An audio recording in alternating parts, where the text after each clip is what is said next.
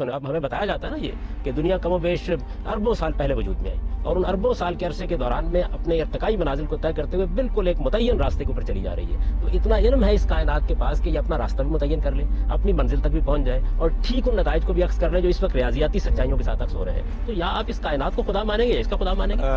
خدا کو مانتے ہیں تو اس سے کیا فرق پڑتا ہے, اور اگر ہم خدا کو نہیں مانتے ہیں تو اس سے کیا فرق پڑتا ہے؟ عام عوام کو اس سے کیا فرق پڑتا ہے؟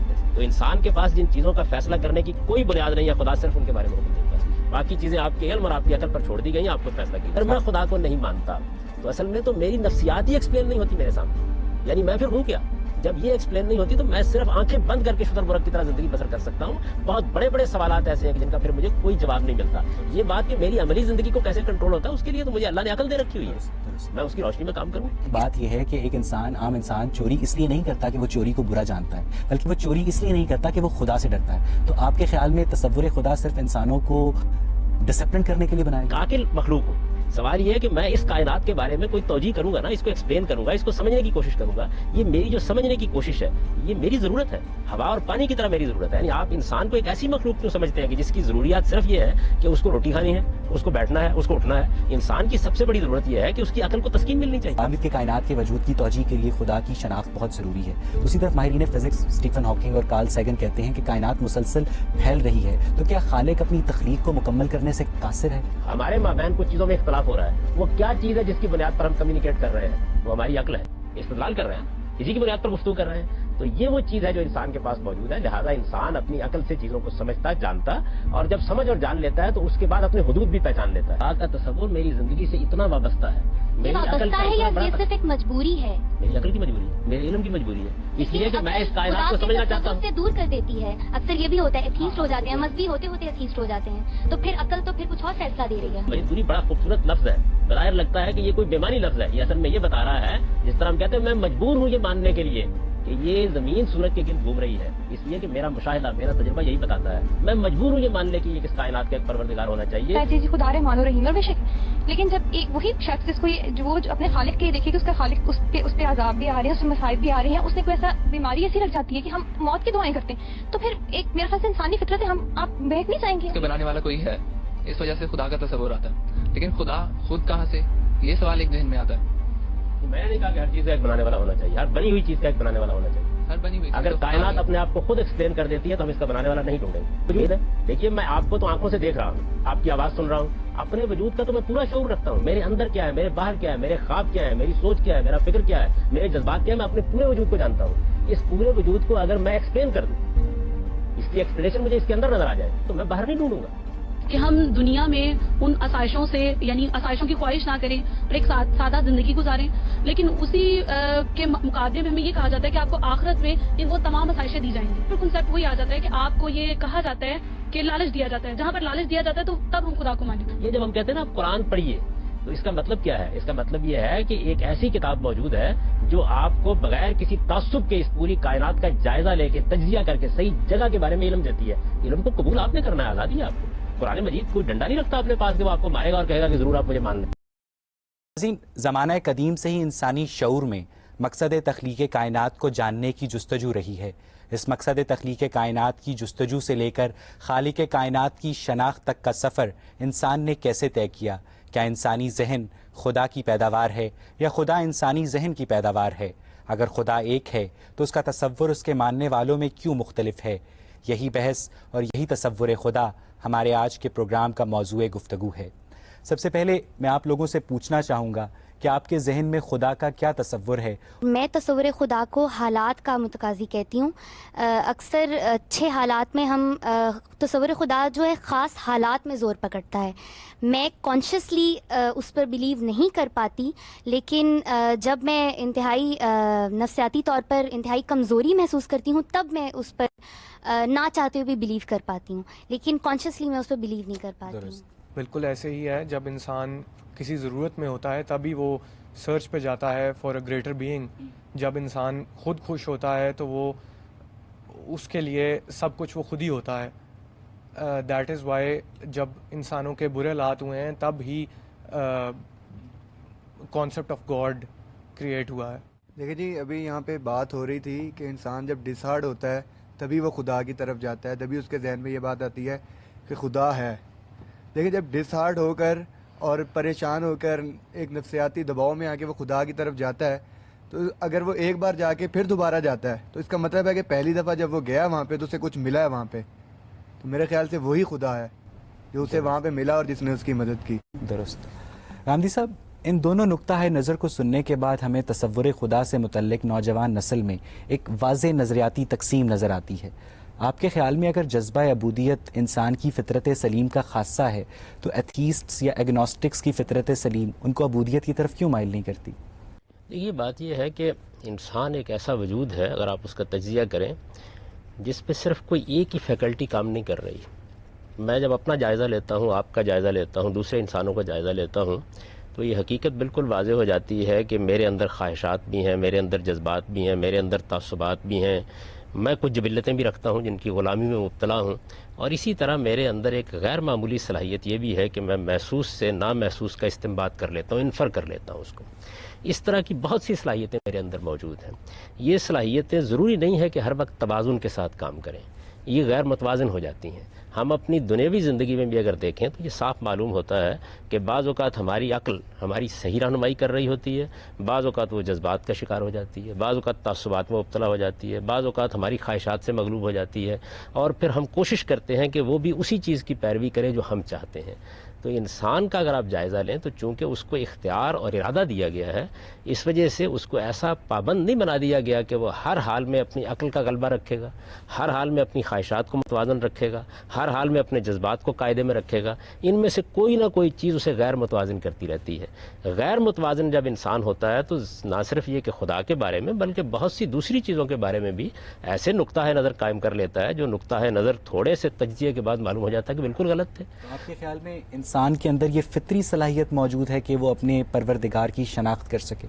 بالکل فطری صلاحیت موجود ہے. دیکھیے اس کی وجہ کیا ہے، اگر آپ پوری انسانی تاریخ کا مطالعہ کریں، فلسفیوں کو دیکھیں، آپ سائنسدانوں کو دیکھیں، آپ حکماء کو دیکھیں، آپ عام لوگوں کو دیکھیں، آج تک کوئی شخص خدا کا انکار کر ہی نہیں سکا. یہ بات ہی صحیح نہیں ہے کہ کسی شخص نے کبھی خدا کا انکار کیا ہو. اصل میں دو ہی صورتیں ہیں، یا کائنات کو خدا مانا جا رہا ہوگا یا کائنات کا خدا مانا جا رہا ہوگا، دوسری کوئی صورت پیدا ہی نہیں ہو سکتی. یعنی اس دنیا کا جب آپ جائزہ لیتے ہیں تو آپ کے سامنے یہ کائنات آ جاتی ہے. اس کائنات کی حقیقت کیا ہے؟ یہ مادہ ہے، یہ نفس ہے. ہم اس کے تصرفات کو دیکھتے ہیں، اس کی معنویت کو دیکھتے ہیں، اس کی گہرائیوں میں جاتے ہیں، اس کے اندر جو علم ہے اس کا مطالعہ کرتے ہیں، اس کے اندر جو حکمت ہے اس کا مطالعہ کرتے ہیں، اس میں ایک شعور کی کار فرمائی دیکھتے ہیں. تو دو ہی صورتیں ہوں گی، یا ہم یہ کہیں گے کہ یہ در حقیقت جو کچھ ہم کو نظر آ رہا ہے یہی خدا ہے، یہ خدا ہی کا ظہور ہے، وہ ایک ایسی ہستی ہے جو حی ہے، جو قیوم ہے، آپ سے آپ زندہ ہے، آپ سے آپ قائم ہے، اپنا شعور خود رکھتی ہے، اپنے آپ کو اس پوری کائنات کی وسعتوں میں پھیلا رہی ہے، اور اتنا علم رکھتی ہے کہ مستقبل میں جو کچھ ہونے، اب ہمیں بتایا جاتا ہے نا یہ کہ دنیا کم و بیش اربوں سال پہلے وجود میں آئی، اور ان اربوں سال کے عرصے کے دوران میں اپنے ارتقائی منازل کو طے کرتے ہوئے بالکل ایک متعین راستے کے اوپر چلی جا رہی ہے. تو اتنا علم ہے اس کائنات کے پاس کہ یہ اپنا راستہ بھی متعین کر لے، اپنی منزل تک بھی پہنچ جائے، اور ٹھیک ان نتائج کو بھی عکس کر لے جو اس وقت ریاضیاتی سچائیوں کے ساتھ عکس ہو رہے ہیں. تو یا آپ اس کائنات کو خدا مانیں گے یا اس کا خدا مانیں گے. غامدی صاحب، یہاں سے ہم گفتگو کو مزید آگے بڑھائیں گے. جب آپ روایتی تصور خدا سے ہٹ کر اپنی ریزرویشنز کا اظہار کرتے ہیں تو آپ کے خیال میں خدا کا جو تصور انہوں نے آپ کو بتایا ہے، آپ کے خیال میں کیا ہونا چاہیے یا بالکل نہیں ہونا چاہیے؟ سب سے پہلے تو میں غامدی صاحب سے ایک سوال کرنا چاہوں گا. غامدی صاحب نے ابھی کہا کہ feeling of a superior power انسانوں کے اندر innate built in by nature ہے، انہوں نے یہ کہا. تو میں ان سے سوال کرنا چاہوں گا کہ اس دنیا میں جس کو ہم جانتے ہیں، اس دنیا کو تقریباً 6 بلین انسان ہیں، اس میں سے میرے خیال سے 1 بلین ایتھیسٹ ہوں گے جو ہر جگہ رہ رہے ہیں، یورپ میں رہ رہے ہیں، ہمارے ملک میں بھی رہتے ہیں، جو خدا میں بلیو نہیں کرتے. کیا وہ انسان نہیں ہیں؟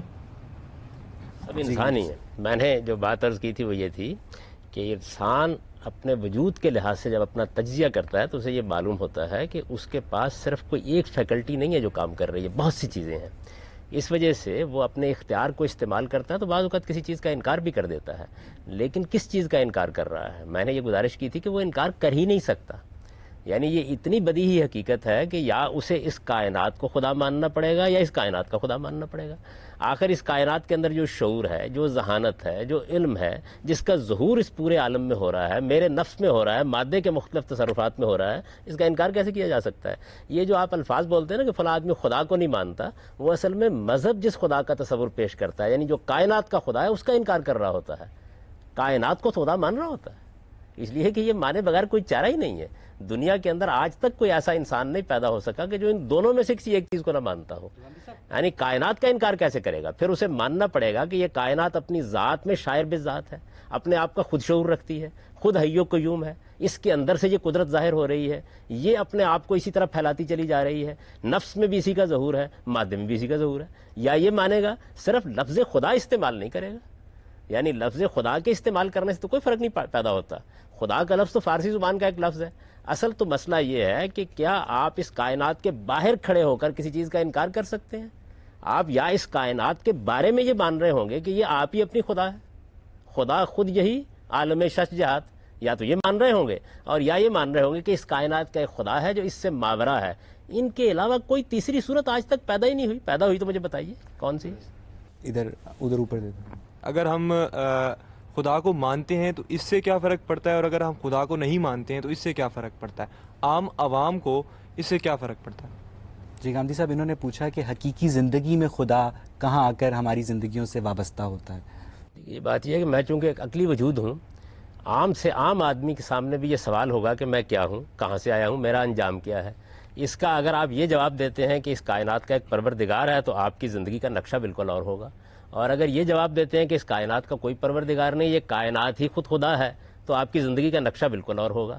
تو آپ کی زندگی پر جو اثر اس کا پڑتا ہے وہ یہ ہے کہ آپ کے سوچنے کا انداز، ازل اور ابد کا تصور، آپ کے انجام کے بارے میں آپ کا نقطہ نظر، یہ سب تبدیل ہو جاتے ہیں. اور جب یہ تبدیل ہوتے ہیں تو اس کا اثر آپ کے اخلاق پر پڑتا ہے، آپ کے کردار پر پڑتا ہے، آپ کی سیرت پر پڑتا ہے، دنیا کے بارے میں آپ کیا نقطہ نظر رکھتے ہیں اس پر پڑتا ہے.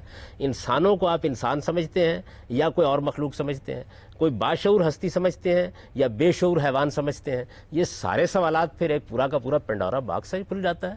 پھر تو آپ کو ان سب سوالوں کے بارے میں کوئی ایک نقطہ نظر قائم کرنا پڑے گا. یہ ہے کہ میرے خیال میں سب سے زیادہ خدا کو ماننے والی جو قوم ہے وہ مسلمان ہیں، لیکن اس کے باوجود بھی اگر دیکھا جائے وسیع تر عالمی تناظر میں تو سب سے زیادہ مفلوق الحال قوم بھی مسلمان ہی ہیں.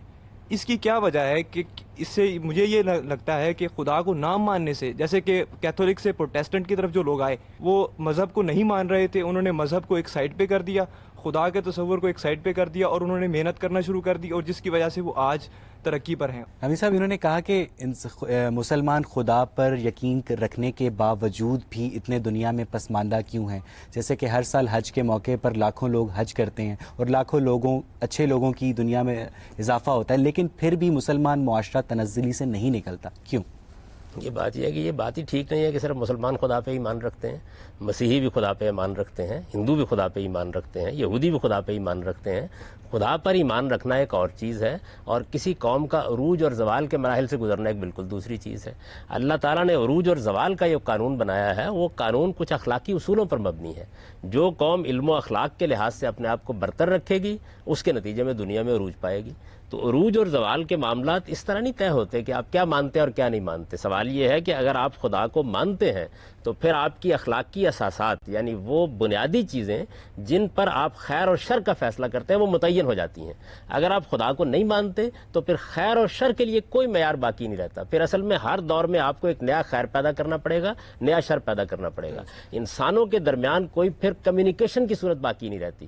تو اس کے اثرات آپ کی پوری زندگی پر پڑتے ہیں، کیونکہ اس کے نتیجے میں پھر آپ صرف جبلتوں کے غلام ہوں گے. پھر آپ کے پاس آپ کا جنس کا احساس ہے، آپ کے اندر ایک پیٹ رکھا گیا ہے جس سے بھوک لگتی ہے آپ کو، اور آپ کو اس کے لیے پانی کی ضرورت ہوتی ہے، پینے کی ضرورت ہوتی ہے، غذا کی ضرورت ہوتی ہے. آپ کے اندر ایک انا ہے جو آپ کو ایک شخصیت دیتی ہے. پھر صرف انہی کی کار فرمائی ہوگی، اس کے بعد کسی اخلاقی احساس کے ساتھ جینا ممکن نہیں رہتا. اگر ایک انسان اخلاقیات پہ عمل کر رہا ہے اور ان پریچنگز پہ عمل کر رہا ہے جو اسلام نے دی ہے، and still he doesn't believe in the concept of God, کیا وہ اس وقت بھی مسلمان رہے گا؟ یہ آپ نے مسلمان اور غیر مسلمان کی بحث چھیڑ دی. اصل سوال جو ہے وہ یہ ہے کہ جب آپ یہ مانتے ہیں کہ اس کائنات کا ایک پروردگار ہے تو اس کے بعد آپ کے پاس اخلاقیات کی ایک محکم اساس قائم ہوتی ہے جس پر میں آپ سے گفتگو کر سکتا ہوں. اگر یہ بنیاد موجود نہیں ہے تو آپ آج ایک بہت اچھا اخلاقی اصول اختیار کریں گے, کل جب آپ اس کو چھوڑ دیں گے تو میرے اور آپ کے درمیان کمیونیکیشن کس بنیاد پر ہوگی؟ کوئی بنیاد ہے نا جس پر میں گفتگو کروں گا.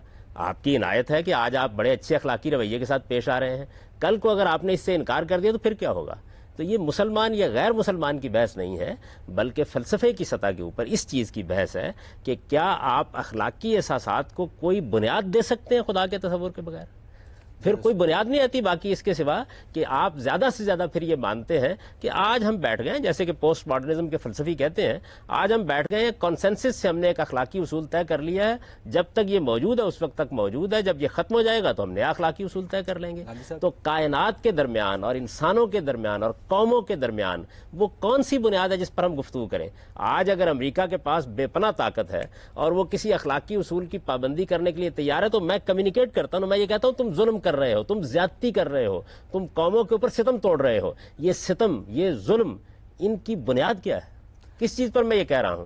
یہ میرا وہ اندرونی شعور ہے جو ان کے اندر بھی موجود ہے. اگر آپ اس کا انکار کر دیتے ہیں تو اس کے معنی کیا ہے؟ اس کے معنی یہ ہے کہ ہو سکتا ہے کل کو کوئی بڑی قوت کھڑی ہو جائے اور وہ یہ کہ ظلم کیا ہوتا ہے, عدل کیا ہوتا ہے, میری مرضی عدل ہے, میری بات عدل ہے, پھر میرے پاس کہنے کے لیے کوئی بنیاد نہیں آتی. تو اللہ تعالیٰ کا تصور ہمیں اخلاقی اساس فراہم کرتا ہے فلسفے کی سطح پر. اب رہ گئی یہ بات کہ کوئی ماننے والی قوم کیا کر رہی ہے یا کیا نہیں کر رہی, تو یہ تاریخ کے دور میں انسان کا یہی معاملہ ہے, وہ بہت سی چیزوں کو ماننے کے بعد وہ کسی طاق پہ رکھ کے فراموش کر دیتا ہے. یعنی خدا کو ماننے کے بعد اصل میں مجھے وہ چیز حاصل ہوتی ہے فلسفے کی سطح پر کہ میں بات کر سکتا ہوں آپ کے ساتھ. آپ نے کہا کہ تصور خدا انسان کو اخلاقی نظام دیتا ہے, اخلاقی اساس دیتا ہے. اخلاقی اساس نظام دیتا تو ہے. انسان خود بناتے ہیں. ٹھیک, تو کیا ایبسولوٹ مورالیٹی اور سچویشنل مورالیٹی میں کوئی فرق ہوتا ہے؟ مثلا ہماری ایبسولوٹ مورالیٹی یہ ہے کہ جھوٹ مت بولو, لیکن سچویشنل مورالیٹی یہ ہے کہ میاں بیوی کے تعلقات کو بچانے کے لیے جھوٹ بولو. تو کیا اس سے آپ نے جو بات کی کہ جو ایبسولوٹ مورالیٹی کا کانسیپٹ ہے وہ افیکٹ نہیں ہوتا؟ نہیں, دیکھیے بات یہ ہے کہ جو بنیادیں ہیں اخلاقیات کی وہ اپنی جگہ قائم رہتی ہیں. یہاں ہوتا کیا ہے, جو آپ نے مثال دیا, اس طرح کی اور بہت سی مثالیں بھی دی جا سکتی ہیں. ایک اخلاقی اصول کے مقابلے میں ایک دوسرا اخلاقی اصول آ جاتا ہے, وہاں ترجیح قائم کرنا پڑتی ہے. مثال کے طور پر آپ دیکھیے کہ جھوٹ بولنا ایک بری بات ہے. آپ اس مثال کے بجائے ایک بالکل عملی زندگی کی مثال لے لیجئے. جھوٹ بولنا ایک بری بات ہے, یہ میری اخلاقیات کے اندر موجود ہے, محکم سطح پر گڑا ہوا ہے.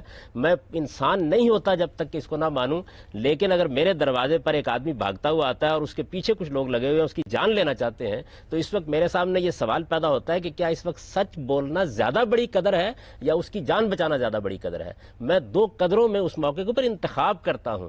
یہ نہیں ہے کہ اس موقع کے اوپر سچ جھوٹ ہو جاتا ہے اور جھوٹ سچ ہو جاتا ہے. کیا آپ میں سے کوئی گاندھی صاحب کی بیان کردہ بات سے اتفاق نہیں بھی کرتا؟ میرا گاندھی صاحب سے سوال ہے کہ بات ہو رہی ہے تصور خدا پر. ہندوؤں کے لیے بھگوان خدا ہے, یہودیوں کے لیے اور ہے, مسلمانوں کے لیے اور ہے. تو آپ کسی ایک خدا کا تعین کیجئے کہ جسے مانا جائے, جس کی پیروی کی جائے, جس کا حکم مانا جائے. ہاں, گاندھی صاحب یہ کہنا چاہ رہے ہیں کہ اگر خدا ایک ہے تو اس کا تصور لوگوں کے ذہنوں میں کیوں مختلف ہے, اس کی کیا وجہ ہے؟ یہ بات یہ ہے کہ جب آپ کسی ہستی کا تصور کرتے ہیں تو یا اس کی ذات کے لحاظ سے اس کا تصور کریں گے, جیسے میں آپ کو ذاتی طور پر دیکھ رہا ہوں, آپ مجھے دیکھ رہے ہیں, یا میری صفات کا ظہور ہو رہا ہوگا, میری ذات آپ کے سامنے نہیں ہوگی تو آپ اس سے اس کا تصور قائم کریں گے, اور یا میرے افعال یعنی مجھ سے کوئی فعل صادر ہو رہا ہے, میں کوئی عمل کر رہا ہوں, آپ اس کو دیکھتے ہیں. آپ دیکھیے نا, اس کائنات کے اندر بے شمار چیزیں جو ہمارے حواس کی گرفت میں نہیں آتی. مثال کے طور پر ایٹم ہمارے حواس کی گرفت میں نہیں آتا, نیوٹران پروٹون کا جو رقص ہے وہ ہماری گرفت میں نہیں آتا, لیکن ہم ان کے آثار کو دیکھتے ہیں, افعال کو دیکھتے ہیں اور صفات کو دیکھتے ہیں. تو جب آپ کے سامنے کوئی ذات آتی ہے تو اس وقت بھی دیکھیے, یہ سامنے میرے بیٹھے ہوئے ہیں, میں ان کا تصور قائم کرتا ہوں, مگر مجھے اگر آپ یہ کہیں کہ ذرا ان کا سراپا بیان کیجئے, تو ہو سکتا ہے کہ میرے الفاظ مختلف ہو جائیں اس سے. جب آپ سراپا بیان کریں تو آپ کے اختلاف ہو جائے. صفات اور اوصاف کے تعین میں بھی چونکہ وہ مجھ سے متعلق ہو رہی ہوتی ہیں تو اختلاف ہو جاتا ہے. تو انسانوں کے مابین اختلاف ہونے کا یہ مطلب نہیں ہے کہ تصور میں کوئی خرابی پیدا ہو گئی ہے. تصور بہت سادہ سا ہے, اور وہ یہ کہ اس کائنات کا ایک خالق ہے اور وہ کائنات سے ماورا اس پوری کائنات کو کنٹرول کر رہا ہے. یہ مذہب کا تصور ہے. دوسرا تصور فلسفے کا تصور ہے, صوفیانہ مذاہب کا تصور ہے کہ جو ہستی اس کائنات کی خالق ہے وہ اصل میں وہی ہے جو آپ کو نظر آ رہی ہے, اور اسی کا ظہور ہو رہا ہے, اسی کا امتداد ہو رہا ہے, وہی ہے, وہی قیوم ہے. یعنی یہ دونوں تصورات جو ہیں ان میں دیکھیے کوئی بھی فرق نہیں ہے بنیادی طور پر. فرق صرف اتنا ہے کہ ایک میں آپ نے اس کائنات کو مخلوق مانا ہے اور اس کے خالق کو اس سے ماورا مانا ہے، اور دوسری میں کیا کیا ہے؟ دوسری میں یہ کیا ہے کہ وہی صفات جو خدا میں ہونی چاہیے وہ خود کائنات میں مان لی ہیں۔ اس پر بحث اب کی جا سکتی ہے نا کہ کون سی چیز علم و عقل کی میزان میں پوری اترتی ہے۔ مثلا اگر آپ میرے سامنے یہ سوال رکھیں گے کہ اس بات میں کیا جان ہے، پھر ہے کوئی اس کے اندر جو بات کہی جاتی ہے، تو میں تجزیہ کر کے آپ کو بتاؤں گا کہ مذہب کے تصور کے پیچھے کتنے اعلیٰ عقلی دلائل موجود ہیں۔ لیکن یہ دونوں تصورات ہیں، اور یہ دونوں تصورات دنیا میں ہمیشہ سے موجود رہے ہیں، اور انسان تصور قائم کرنے کے بارے میں غلطی بھی کرتا ہے، جیسے ہم باقی چیزوں میں غلطی کرتے ہیں، اس کی صفات کو سمجھنے میں بھی غلطی۔ ہم اس وقت کائنات کا مطالعہ کر رہے ہیں، مادی کائنات کا سائنس مطالعہ کر رہی ہے۔ آپ یہ دیکھیے کہ مادی کائنات کے اوصاف کو ہم دیکھتے ہیں، آثار کو ہم دیکھتے ہیں، اس کا مطالعہ کرتے ہیں تو اسے ایک نام دیتے ہیں۔ آج ہم نے جس چیز کو لا آف گریویٹیشن کا نام دے رکھا ہوا ہے، ممکن ہے کہ اب دنیا آگے بڑھتی چلی جائے تو یہی قوت کوئی اور نام حاصل کر لے۔ تو نام میں کیا رکھا ہے، اس کا جواب دیکھیے قرآن مجید نے کیا دیا۔ قرآن مجید نے یہ بتایا کہ اللہ تعالیٰ کے سب اچھے نام اللہ ہی کے ہیں، تم اس کو جس نام سے بھی پکارو۔ اصل چیز یہ ہے کہ آپ کا کانسیپٹ کیا ہے، آپ کا تصور کیا ہے، آپ کا خدا کا تصور کیا یہ ہے کہ وہ ایک ایسی ہستی ہے جس کے پاس شعور نہیں ہے، جس کے پاس علم نہیں ہے، جس کے پاس حکمت نہیں ہے، جو حال اور مستقبل سے واقف نہیں ہے، جو حی نہیں ہے، جو قیوم نہیں ہے، یا آپ کا تصور یہ ہے کہ خدا ایسی ہستی کو ہونا چاہیے جو زندہ ہے، اپنے بل پر آپ قائم ہے، جس کا علم حال مستقبل ماضی سب کو محیط ہے، جس کی حکمت بے پناہ ہے، اور جس نے مجھے وجود بخشا ہے، اور میرا شعور بھی اسی کی تخلیق ہے، اور یہ مادہ بھی اسی کی تخلیق ہے۔ تو یہ آپ کے تصور کی بات ہے کہ وہ تصور آپ نے کیا قائم کیا ہے، کیسے قائم کیا ہے، وہ غلط ہو سکتا ہے، کیونکہ انسانوں کے بارے میں اگر آپ یہ کہتے ہیں کہ انہیں ایک ہی بات کہنی چاہیے اور ایک ہی طرح سے سوچنا چاہیے، تو یہ میرے نزدیک خود انسان کی توہین ہے۔ انسان تو اپنے اندر تنوع رکھتا ہے، سوچے گا، غور کرے گا، اور ہم آپس میں تبادلہ خیالات کریں گے۔ مجھے یہ بتائیے کیا سیاسی حقائق میں اتفاق ہو گیا ہوا ہے؟ کیا سماجی حقائق میں اتفاق ہو گیا ہوا ہے؟ کیا قانونی حقائق میں اتفاق ہو گیا ہوا ہے؟ ان پہ بھی گفتگو ہوتی رہتی ہے، بحث ہوتی رہتی ہے، حالانکہ دنیا چلانی ہے اس کی بنیاد کے اوپر۔ گاندھی صاحب نے ابھی یہ بات کی کہ خدا ہے، اس پر بحث نہیں ہے، خدا ہے ہی ہے، اس پر بحث نہیں ہے، لیکن بحث اس پر ہے کہ خدا کیا ہے۔ میں اسی کے حوالے سے سوال کرنا چاہوں گی کہ جب میں تصور خدا یعنی خدا کے بارے میں سوچتی ہوں تو میرے ذہن میں آتا ہے کہ ازل سے ابد تک ہے۔ اب مجھے یہ بات نہیں سمجھ آتی کہ وہ ازل سے کیسے ہے، ابد تک کیسے ہے، یا وہ کیسے بنا ہے۔ جب ہم سورہ اخلاص پڑھتے ہیں تو تب بھی سمجھ نہیں آتی ہے، یہ سوچیں کیسی ہیں کہ مجھے حیت کے بارے میں سمجھ نہیں آتی۔ میری بہن دیکھیے، بات یہ ہے کہ چونکہ ذات خداوندی کو ہم نہیں دیکھ رہے، ذات خداوندی کیا ہے وہ ہماری آنکھوں کے سامنے نہیں، ہمارے حواس کی گرفت میں نہیں آتی۔ ہم جو کچھ بھی خدا کا تصور کرتے ہیں وہ یا اس کی صفات کے حوالے سے کرتے ہیں یا اس کے افعال کے حوالے سے کرتے ہیں، یعنی وہ کیسے کام کر رہا ہے۔ ہمیں اس کی صفات اس عالم میں نظر آتی ہیں، ہمیں اس کا کام اس عالم میں نظر آتا ہے، اس سے ہم ایک تصور قائم کرتے ہیں۔ تو بہت سے سوالات ہمارے ذہن میں پیدا ہو جاتے ہیں۔ ان سوالات کو ہمیں دیکھنا چاہیے کہ اس میں سے کون سا سوال حقیقی ہے، کون سا سوال ایسا ہے جس کا ہمیں جواب مل سکتا ہے، کون سا سوال ہے جس کا جواب ہم کو نہیں مل سکتا۔ خدا اپنی ذات کے لحاظ سے انسان کی گرفت میں آ جائے تو پھر خدا کیا ہوا؟ گاندھی صاحب ایک بات بتائیے کہ انسان اور جانور میں بنیادی فرق سوچ کا ہے، تو اگر ہر کام انسان کو خدا کے حکم سے ہی کرنا ہے تو کیا اس کی فکری صلاحیتیں اس سے متاثر نہیں ہوں گی؟ یہ تو کسی نے نہیں کہا کہ ہر کام خدا کے حکم سے کرنا ہے۔ خدا نے چند معاملات میں آپ کو حکم دیا ہے، اور جن معاملات میں حکم دیا ہے ان میں انسان کے پاس اپنے طور پر رائے قائم کرنے کی کوئی بنیادی موجود نہیں ہے۔ آپ ایک ایک چیز کو دیکھ لیجئے جن کے بارے میں خدا نے حکم دیا ہے، آپ حیران رہ جائیں گے کہ اس میں انسان کوئی فیصلہ کرنے کی صلاحیت ہی نہیں رکھتا، وہاں کیا کرے؟ پھر خدائی کو حکم دینا چاہیے۔ مثال کے طور پر یہ دیکھیے نا کہ میں دنیا سے رخصت ہوتا ہوں، میرا مال ہے، اس مال کے بارے میں اتنی بات تو انسان کو ہمیشہ سے معلوم رہی ہے کہ یہ اعزاء اقربا کو مل جانا چاہیے، لیکن کس عزیز کو کتنا ملنا چاہیے اس کے بارے میں کوئی بنیاد ہے آپ کی عقل کے پاس؟ کوئی بھی بنیاد نہیں۔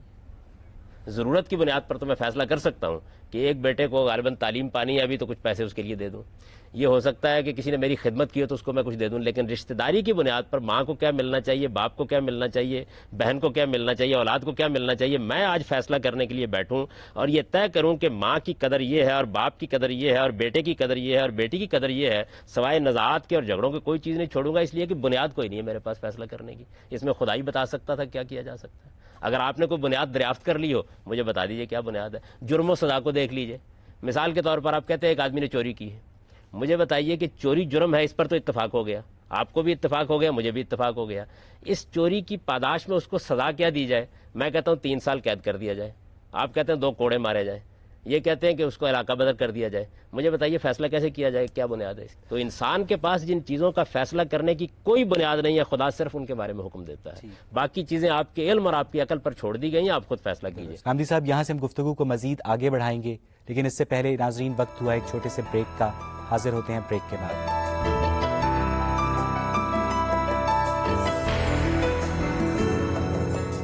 غامدی صاحب نے ابھی بات کی کہ خدا انسان کو اخلاقی نظام کی بنیاد فراہم کرتا ہے, اس کی ڈیٹیلز نہیں بتاتا, تو کیا آپ اس سے اتفاق کرتے ہیں؟ وہ یہ کہ اگر اچھائی اور برائی اللہ کی طرف سے ہے and everything is predefined in the context of God, so that means whatever we are doing we are being operated by our holy string. تو پھر یہ جزا اور سزا کا جو کانسیپٹ ہے, اگر ہم اچھائی کرتے ہیں تو ہم اس لیے کرتے ہیں کہ we are told to do this اور we are designed for that, اور اگر ہم برائی کرتے ہیں تو یہ بھی اللہ کی طرف سے ہے, کیونکہ ہم خود تو کچھ کر نہیں سکتے, کیونکہ ہمیں کہہ دیا گیا کہ لوح قلم میں ہر چیز جو ہے وہ محفوظ ہے and it is predefined. تو پھر یہ جزا اور سزا کا کیا کانسیپٹ؟ یعنی یہ جو سوال آپ نے کیا, بات میں نے نہیں کی, میں نے یہ عرض کیا ہے کہ ہمارے پاس خیر اور شر کو طے کر کے ایک دوسرے سے بات کرنی ہے نا ہم نے. یعنی ہمیں یہ بتانا ہے کہ ظلم کیا ہے, عدل کیا ہے, انصاف کیا ہے, زیادتی کیا ہے, یہ چیزیں ہمیں بیان کرنی ہوتی ہیں, اس لیے کہ ہم ایک اخلاقی وجود ہیں. تو اخلاقی وجود کے لیے کوئی فلسفیانہ اساس اس وقت تک فراہم نہیں کی جا سکتی جب تک کہ انسان کے اندر ان چیزوں کو ازل سے نہ مانا جائے اور اس کے بارے میں یہ تسلیم نہ کیا جائے کہ ایک خالق ہے جس نے یہ شعور ہمیں دیا ہے. یہ نہیں کہ ہمیں خیر اور شر کا پابند کر دیا ہے, یعنی کوئی ہمارے اندر ایسی مشین لگا دی ہے جس کے نتیجے میں جو وہ چاہتا ہے ہم وہی کرتے ہیں. نہیں, اللہ تعالیٰ نے یہ بات قرآن مجید میں بالکل واضح کر دی ہے کہ بہت سی چیزیں تو ایسی ہیں جو اس نے طے کی ہیں. مجھے کیا صورت دینی تھی, مجھے کہاں پیدا کرنا تھا, میرے والدین کون ہوں گے, میرا وطن کیا ہوگا, یہ چیزیں تو طے ہیں. لیکن یہ کہ مجھے اچھائی اور برائی میں سے کس چیز کا انتخاب کرنا ہے, اس کے بارے میں دیکھیے قرآن کے الفاظ کیا ہیں کہ میں نے جب انسان کا, اللہ تعالیٰ کہتے ہیں کہ میں نے جب انسان کے نفس کا تصفیہ کیا, اسے بنایا اور سنوارا, تو فَأَلْهَمَهَا فُجُورَهَا وَتَقْوَاهَا, میں نے اس کے اندر یہ صلاحیت رکھ دی کہ یہ بھی جان سکتا ہے کہ کیا چیز برائی ہے اور یہ بھی جان سکتا ہے کیا چیز اچھائی ہے. تو اچھائی اور برائی کا شعور میرے اندر ہے. اس کو محکم اساس کس وقت ملتی ہے, جب میں خدا کو مانتا ہوں. اور دوسری چیز جو اس وقت میں کہنا چاہتا تھا لیکن بات درمیان سے دوسری طرف نکل گئی, وہ یہ ہے کہ اگر میں خدا کو نہیں مانتا تو اصل میں تو میری نفسیات ہی ایکسپلین نہیں ہوتی میرے سامنے. یعنی میں پھر ہوں کیا؟ جب یہ ایکسپلین نہیں ہوتی تو میں صرف آنکھیں بند کر کے شتر برق کی طرح زندگی بسر کر سکتا ہوں.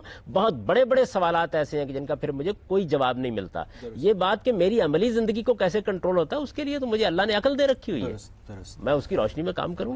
اسی کانٹیکسٹ میں ایک سوال میں غامدی صاحب سے کرنا چاہوں گی کہ خدا کا تصور اخلاقی اساس کیوں ہے؟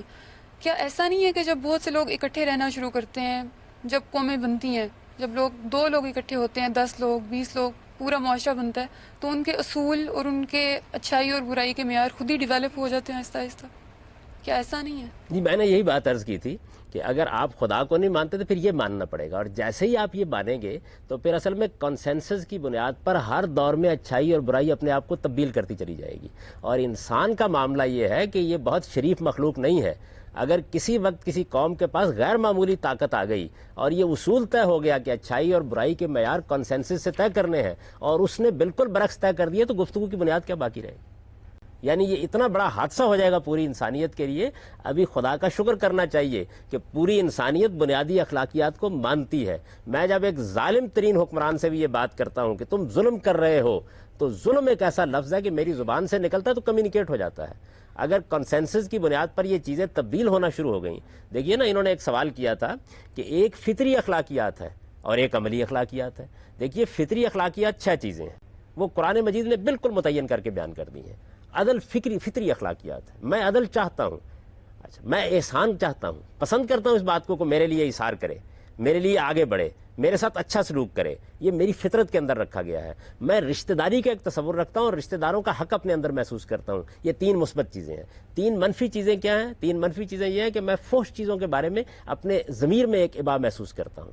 میں کسی کی حق تلفی کو ایک گناہ سمجھتا ہوں اور ایک برائی سمجھتا ہوں. میں کسی کی جان مال آبرو کے خلاف زیادتی کرنے کو ایک برائی سمجھتا ہوں. یہ 6 بنیادی چیزیں ہیں. ان 6 بنیادی چیزوں کو جب آپ اپلائی کرتے ہیں دنیا کے اندر, اختلافات اس وقت واقع ہوتے ہیں, اور وہ اختلافات بھی کیا ہوتے ہیں ہوتے ہیں وہ اصل میں ہوتا یہ ہے کہ دو قدریں سامنے آ جاتی ہیں جن میں سے ایک کو ترجیح دینا ہوتی ہے، تو ترجیح کے موقع پر اختلافات پیدا ہوتے ہیں۔ میں جب یہ کہتا ہوں کہ اخلاقیات کو اساس نہیں مل سکتی تو اس کا مطلب یہ ہے کہ اخلاقیات کو ابدیت نہیں مل سکتی، وہ پھر تبدیل ہوں گی، اور تبدیل ہونے کے بعد اب دیکھیں نا دنیا میں چین کا غلبہ ہونے والا ہے، نظر آ رہا ہے صاف۔ فرض کر لیجئے کہ یہ غلبہ ہو جانے کے بعد اخلاقی اصولوں کی نیگیشن کر دی جاتی ہے، یہ بتا دیا جاتا ہے کہ اب دنیا پر ہماری حکومت قائم ہو گئی ہے، یہ اخلاقی اصول جن کو آپ بیان کرتے تھے اور جن کی بنیاد پر آپ انسانی حقوق کے تصورات پیش کرتے تھے بے معنی ہو چکے ہیں، اب جو ہم کہیں گے وہ ہوگا، کس بنیاد پر گفتگو کروں گا ان کے ساتھ؟ تو محکم بنیاد جو اخلاقیات کو ملتی ہے وہ خدا کے تصور سے ملتی ہے، میری نفسیات کو جو تسکین ملتی ہے وہ خدا کے تصور سے ملتی ہے، میرے عجز کی اور میرے ضعف کی اور میرے نسیان کی تفسیر مجھے خدا کے تصور سے ملتی ہے، اور پھر خدا کا تصور ہے کہ جو اصل میں مجھے پوری انسانیت کی ایک مشترک اساس دیتا ہے، اس کے بغیر کوئی اور چیز میرے پاس ہے نہیں ہے۔ درست۔ ابھی گامدی صاحب نے بات کی کہ جو تصور خدا ہے وہ انسان کو اخلاقی نظام دیتا ہے، اور عدل انسان کے اخلاقی نظام میں سے ایک فطری اخلاقی نظام میں سے ایک حصہ ہے، تو آپ کے خیال میں فطرت میں عدل ہے جبکہ بڑی مچھلی چھوٹی مچھلی کو کھا جاتی ہے؟ جی مجھے گامدی صاحب کے آنسر سے ہی اختلاف ہے کہ انہوں نے ابھی بولا کہ عدل، انصاف، ظلم، یہ سب ہمارے اللہ نے ہمیں سب کچھ بتایا، لیکن یہ ساری قدروں کو ہم اخلاقیات کے دائرے میں بھی جب دیکھتے ہیں تو وہاں پر بھی ہمیں ملتی ہیں۔ یعنی اگر عدل، انصاف اور ظلم اخلاقیات کا جب دائرہ آ جاتا ہے تو وہاں پر بھی ہمیں ان چیزوں کو اپنانا پڑتا ہے، تو وہاں پر خدا کا ہونا یا نہ ہونا تو کوئی معنی نہیں رکھتا۔ میری بہن کیوں اپنانا پڑتا ہے؟ نہیں اپنانا پڑتا ہے، اخلاقیات تو ہمیں یہی بتاتی ہے نا کہ آپ نے کسی کے ساتھ ظلم نہیں کرنا، آپ نے کسی کے ساتھ انصاف کرنا ہے، آپ نے کسی کے حق نہیں مارنا، یہ تو ہماری اخلاقیات میں آتی ہیں، یہ ہمیں اللہ نے نہیں بتایا۔ ان کے خیال میں بات یہ ہے کہ ایک انسان، عام انسان چوری اس لیے نہیں کرتا کہ وہ چوری کو برا جانتا ہے، بلکہ وہ چوری اس لیے نہیں کرتا کہ وہ خدا سے ڈرتا ہے۔ تو آپ کے خیال میں تصور خدا صرف انسانوں کو ڈسپلن کرنے کے لیے بنایا گیا؟ حقیقت کا اعتراف کرنا خود انسانیت کا شرف ہے۔ سوال یہ ہے کہ آپ بے شمار سائنسی حقائق مجھ کو بتاتے ہیں، مجھے بتاتے ہیں کہ زمین سورج کے گرد گھوم رہی ہے، مجھے بتاتے ہیں کہ یہ اربوں کی تعداد میں سیارے اور ستارے فضائے بسیط کے اندر موجود ہیں، ان چیزوں کو میں مانتا ہوں یا نہیں مانتا ہوں؟ سائنس بھی بتا رہی ہے، یہ بتا رہا ہوں نا، یعنی یہ ساری چیزیں مجھے ماننا ہوتی ہیں نا، تو مجھے کائنات، میں ایک عاقل مخلوق ہوں، سوال یہ ہے کہ میں اس کائنات کے بارے میں کوئی توجیہ کروں گا نا، اس کو ایکسپلین کروں گا، اس کو سمجھنے کی کوشش کروں گا، یہ میری جو سمجھنے کی کوشش ہے یہ میری ضرورت ہے، ہوا اور پانی کی طرح میری ضرورت ہے۔ یعنی آپ انسان کو ایک ایسی مخلوق کیوں سمجھتے ہیں کہ جس کی ضروریات صرف یہ ہیں کہ اس کو روٹی کھانی ہے، اس کو بیٹھنا ہے، اس کو اٹھنا ہے؟ انسان کی سب سے بڑی ضرورت یہ ہے کہ اس کی عقل کو تسکین ملنی چاہیے۔ گامدی صاحب، یہاں سے ہم گفتگو کو مزید آگے بڑھائیں گے، لیکن اس سے پہلے ناظرین وقت ہوا ایک چھوٹے سے بریک کا، حاضر ہوتے ہیں بریک کے بعد۔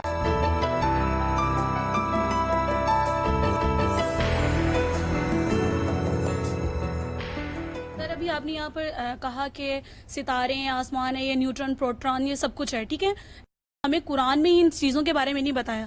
ہم یہ ساری جتنی بھی تخلیق کی گئی ہے انسان کی اپنی ذاتی ہے، یعنی اس نے اپنی سمجھ اور اپنی عقل سے یہ سب چیزیں ڈیفائن کی ہیں، یعنی اللہ نے ہمیں یہ سب کچھ نہیں بتایا۔ آج جس ترقی پر ہم کھڑے ہیں یا ہم یہ جو پروگرام بھی کر رہے ہیں، یہ انسان کی وجہ سے ہی سارا وجود میں آیا ہے، یہ سب چیزیں۔ اللہ نے ہمیں کوئی چیز نہ بنانے کا طریقہ بتایا نہ کچھ بتایا، تو پھر ہم اس کو مانیں یا اگر نہیں مان رہے تو ہم زیادہ اچھی زندگی گزار رہے ہیں۔ اس کی وجہ یہ کہ ہم اخلاقیات کی بیس پر زندگی اگر گزاریں گے تو وہ زیادہ بہتر ہوگی، کیونکہ جب کنسیپٹ خدا کا کنسیپٹ ہے اس میں ہم ایک جکڑ جاتے ہیں، بندشیں ڈال دی گئی ہیں، چاہے وہ کسی بھی مذہب میں لے لی جائیں، چاہے وہ یہودی ہیں، اس میں ایک جکڑاؤ دے دیا گیا ہے کہ اس جکڑ میں رہنا ہے۔ ہم اسلام کی بات نہیں کر رہے، سب کی بات کر رہے ہیں، سب میں یہی ہے۔ دیکھیے، جو گفتگو ہو رہی تھی وہ یہ نہیں ہو رہی تھی کہ اخلاقیات آپ کی فطری نہیں ہے، اخلاقیات فطری ہونا یہی تو اصل میں مذہب کی سب سے بڑی اساس ہے۔ میں نے یہ گزارش کی تھی کہ یہ اخلاقیات فطری ہیں، یہ اسی وقت فطری ہوتی ہیں جب ہم یہ مانتے ہیں کہ ہمارا وجود ایک خالق سے وجود پذیر ہوا ہے اور ساری انسانیت کے ہاں وہ ایک قدر مشترک کے طور پر موجود ہے۔ یہ جو آپ نے بہت سی باتیں کی کہ یہ سب کچھ خدا نے ہم کو نہیں بتایا، وہ عقل دی ہوئی کس کی ہے، وہ صلاحیت رکھی ہوئی کس کی ہے؟ اگر آپ اس کو نہیں مانتے تو پھر اپنے آپ کو خدا مان رہے ہیں، دونوں میں سے ایک ہی چیز ہوگی۔ ہمیں کوئی انسان اچھا لگتا ہے تو اس میں کچھ برائیاں بھی ہوں تو ہم یہ کہہ دیتے ہیں کہ اس میں یہ بھی اچھا ہے وہ بھی اچھا ہے۔ دیکھیے، یہ جو آپ نے ارشاد فرمایا نا کہ انسان نے یہ سب کچھ بنا دیا ہے، یہ انسان نے نہیں بنایا یہ سب کچھ، یہ اصل میں انسان کے اندر کی اس صلاحیت کا ظہور ہے جو اس کے اندر رکھی گئی ہے۔ انسان کے اندر اگر وہ صلاحیت، میں نے تو عرض کیا نا کہ یا آپ کو یہ ماننا پڑے گا کہ یہ کائنات اور آپ کا وجود یہ اصل میں حی اور قیوم اور علیم اور حکیم ہے، یا یہ ماننا پڑے گا، اور یا یہ ماننا پڑے گا کہ اس کا ایک خداوند ہے جو علیم اور حکیم ہے اور اس نے اس کو عقل عطا فرمائی ہے، یہ اس کی کار فرمائی ہے، اور اس کائنات کے اندر آپ نے کچھ بھی ایجاد نہیں کیا، آپ نے دریافت کیا ہے، جو کچھ موجود تھا اس کو دریافت کیا، ڈسکور کیا ہے، آپ نے لاز ڈسکور کیے ہیں جو کائنات کے اندر کار فرما تھے، آپ نے صرف مشابہتیں دیکھنے کے بعد ان کی نقل کی ہے، کچھ بھی نہیں کیا۔ آپ نے پرندے کو دیکھا ہے جو خدا نے بنایا ہے، اس سے جہاز وجود پذیر ہوا ہے۔ آپ نے آواز کو دیکھا ہے کہ وہ کیسے جاتی ہے۔ اس کائنات کے اندر وہ برقی لہریں موجود تھیں کہ جن کی بنیاد پر وہ آپ تک پہنچ سکے، اور یہ سب کچھ وجود میں آ گیا ہے۔ ایسا نہیں ہے کہ انسان نے کوئی خارج میں رہ کے کوئی چیز ایجاد کر لی ہے، اس کائنات کے اندر آپ اس کو خدا مانے یا اس کا خدا مانے، اس کے اندر اصل میں وہ سب کچھ موجود تھا جو دریافت کیا، اور دریافت کرنے کی فیکلٹی وہ آپ کے اندر موجود تھی۔ آپ لے کے آئے ہیں سب کچھ، یہاں سے کچھ بھی نہیں نکالا آپ نے۔ حمید صاحب ابھی اپنے بات کی کہ کائنات کے وجود کی توجیہ کے لیے خدا کی شناخت بہت ضروری ہے، دوسری طرف ماہرین فزکس اسٹیفن ہاکنگ اور کارل سیگن کہتے ہیں کہ کائنات مسلسل پھیل رہی ہے، تو کیا خالق اپنی تخلیق کو مکمل کرنے سے قاصر ہے؟ خالق اپنی تخلیق کو اگر مکمل کر دیتا ہے تو اس کا مطلب تو یہ ہے کہ اس کی تخلیقی فعالیت ختم ہو گئی۔ قرآن مجید تو اس کی یہ شان بیان کرتا ہے کہ کل یومن ہوا فی شان، ہر آنے والے دن وہ ایک نئی شان میں ہوتا ہے، تو اس وجہ سے اس کی تخلیقی فعالیت بند کیوں ہو جائے؟ مکمل کے لفظ کا کبھی آپ نے تجزیہ کیا چیز ہے؟ مکمل کا لفظ تو مطلب یہ ہے کہ خدا کی تخلیقی فعالیت پر آپ نے ایک حد لگا دی ہے، تو وہ خدا کیا ہوا کہ جس کی تخلیقی فعالیت آپ کے حدود میں آ کے بند ہو گئی۔ کائنات وسعت پذیر ہے، پھیلتی چلی جا رہی ہے، لامتناہی ہے کائنات۔ اصل میں یہی تو اس بات کی شہادت ہے کہ اس کائنات کا بنانے والا بھی لامحدود ہے اور وہ بھی لامتناہی ہے۔ حمید صاحب ایسی کیا وجہ ہے کہ عمومی طور پر ہر بلیور کا بلیف دوسرے بلیور کے بلیف سے مختلف ہوتا ہے، لیکن ہر نان بلیور کا بلیف دوسرے نان بلیور کے بلیف سے ملتا جلتا ہوتا ہے؟ ایسا بھی نہیں ہے۔ دیکھیے جو لوگ نہیں مانتے، میں نے تو آپ سے عرض کیا ہے کہ وہ پھر اس کائنات کے بارے میں یہ مانیں گے کہ یہ آپ سے آپ ہے، اور یہ ازلی بھی ہے، اور یہ ابدی بھی ہے، اور اس کے اندر علم بھی ہے، اور اس کے اندر حکمت بھی ہے۔ ذرا ان کے تصورات کو جائزہ لیجئے، آپ یہ دیکھیں گے کہ ان کے تصورات کا تو ایک جنگل ہے پورا کا پورا جو آباد ہے۔ ان میں وحدت الوجودی بھی موجود ہے، ان میں وحدت الشہودی بھی موجود ہے، اس میں مادہ پرست بھی موجود ہے، بے شمار ان کے اندر بھی افکار اور خیالات موجود ہیں۔ یعنی یہ آپ نے کیسے کیا کہ وہ ملتے جلتے ہیں؟ ملتے جلتے تو خدا کو ماننے والے ہیں۔ اس کی وجہ یہ ہے کہ خدا کو ماننے والے جتنے ہیں وہ ایک بنیادی بات کہہ رہے ہیں، وہ یہ کہ اس کائنات کا ایک خالق ہے۔ اچھا، اسلامی تاریخ میں جو جبریہ اور قدریہ کا ایک دوسرے سے بڑا متضاد تصور خدا ہے، اس کے بارے میں کچھ بتائیے۔ دیکھیے بات یہ ہے کہ وہ خدا کے افعال کو سمجھنے کی کوشش کر رہے ہیں، یعنی خدا اس کائنات کے ساتھ اور انسان کے ساتھ معاملہ کیا کر رہا ہے، اس کو سمجھنے کی کوشش کر رہے ہیں۔ اس میں ظاہر ہے کہ ایک نقطہ نظر انہوں نے قائم کیا، ایک نقطہ نظر دوسرے گروہ نے قائم کر لیا۔ اس کا فیصلہ کرنے کے لیے ہمارے پاس قرآن مجید موجود ہے، وہ بتا رہا ہے کہ انسان کو کہاں تک مجبور پیدا کیا گیا اور کس دائرے میں انسان کو اختیار دیا گیا ہے۔ دیکھیے بات یہ ہے، جیسے میں نے ابھی آپ کے سامنے ایک سوال رکھا نا کہ دین صرف اس معاملے میں آپ کی رہنمائی کرتا ہے جس میں آپ اپنی عقل سے کوئی فیصلہ، حتمی فیصلہ کرنے کی پوزیشن میں نہیں ہوتے، آپ کے پاس کوئی بنیاد نہیں ہوتی، تو یہ معاملہ بھی اللہ ہی سلجھا۔ اس کی وجہ یہ ہے کہ ایک طرف ہم کائنات کو دیکھتے ہیں اپنے گرد و پیش میں، یعنی انسان کا معاملہ تو یہ ہے نا کہ اربوں سیاروں اور ستاروں میں ایک ذرے کے برابر زمین ہے، اس کے اوپر انسان بس رہا ہے۔ تو جب کائنات کو ہم دیکھتے ہیں تو مجبور محض دیکھتے ہیں، بالکل کنٹرول دیکھتے ہیں، معلوم ہوتا ہے کہ کسی کی گرفت میں اور کسی کی مٹھی میں ہے پوری کائنات۔ اس کے مقابلے میں انسان کے پاس بڑے محدود سے دائرے میں اختیار ہے، تو یہ چیز جو انسان کائنات میں دیکھتا ہے اس کو خیرہ کر دیتی ہے، اور وہ خیال کرتا ہے کہ شاید میرے پاس بھی اختیار نہیں ہے۔ یہ اختلاف ہوگا، اس اختلاف کو دیکھیے، آپ انسان کے اختلاف سے کیوں گھبراتے ہیں؟ انسان کو جس خالق نے بنایا ہے اس نے جب اختیار دے دیا ہے تو اختلافی میں حسن ہے، ہونے دیجئے۔ دیکھیے قرآن مجید نے کیا بیان کیا، قرآن مجید نے کہا انا ہدینہ السبیل، ہم نے انسان کو بنایا تو بالکل سیدھا راستہ اس کو دکھا دیا، لیکن یہ راستہ ہے کیا؟ اما شاکرم و اما کفورا، یہ اس اختیار کے ساتھ ہے کہ چاہے تو ہمارا شکر گزار بندہ ہو اور چاہے تو نہ شکر گزاری پر تلے۔ ناظرین، آج ہم نے تصور خدا کے چند غیر روایتی پہلوؤں پہ بحث کی۔ یہ سفر ابھی جاری ہے، یہ کسی بھی باشعور آدمی کے لیے دلیل جذبات پہ بھاری ہے، اور اگر یہ خاکی اپنی فطرت میں نوری ہے نہ ناری ہے تو ہمیں نور کی کشش یا نار کی تپش سے بالاتر ہو کر اس علمی جستجو کے سمندر میں غوطہ زن ہونا ہے۔ اگلے پروگرام میں ہم تصور خدا سے متعلق اس بحث کو مزید آگے بڑھائیں گے۔ السلام علیکم ناظرین، پروگرام غامدی کے ساتھ آپ کا میزبان اویس اقبال حاضر خدمت ہے۔ پچھلے پروگرام میں ہم نے تصور خدا سے متعلق جس بحث کا آغاز کیا تھا، آج ہم محترم جاوید احمد غامدی کی مدد سے اس پہ گفتگو کو مزید آگے بڑھائیں گے۔ کبھی فیض نے کہا تھا کہ یا خدا وہ یہ کہتے ہیں کہ تو خوشنود ہر ایک ظلم سے ہے، وہ یہ کہتے ہیں کہ ہر ایک ظلم تیرے حکم سے ہے، اگر یہ سچ ہے تو تیرے وجود سے انکار کروں، ان کی مانوں کہ تیری ذات کا اقرار کروں۔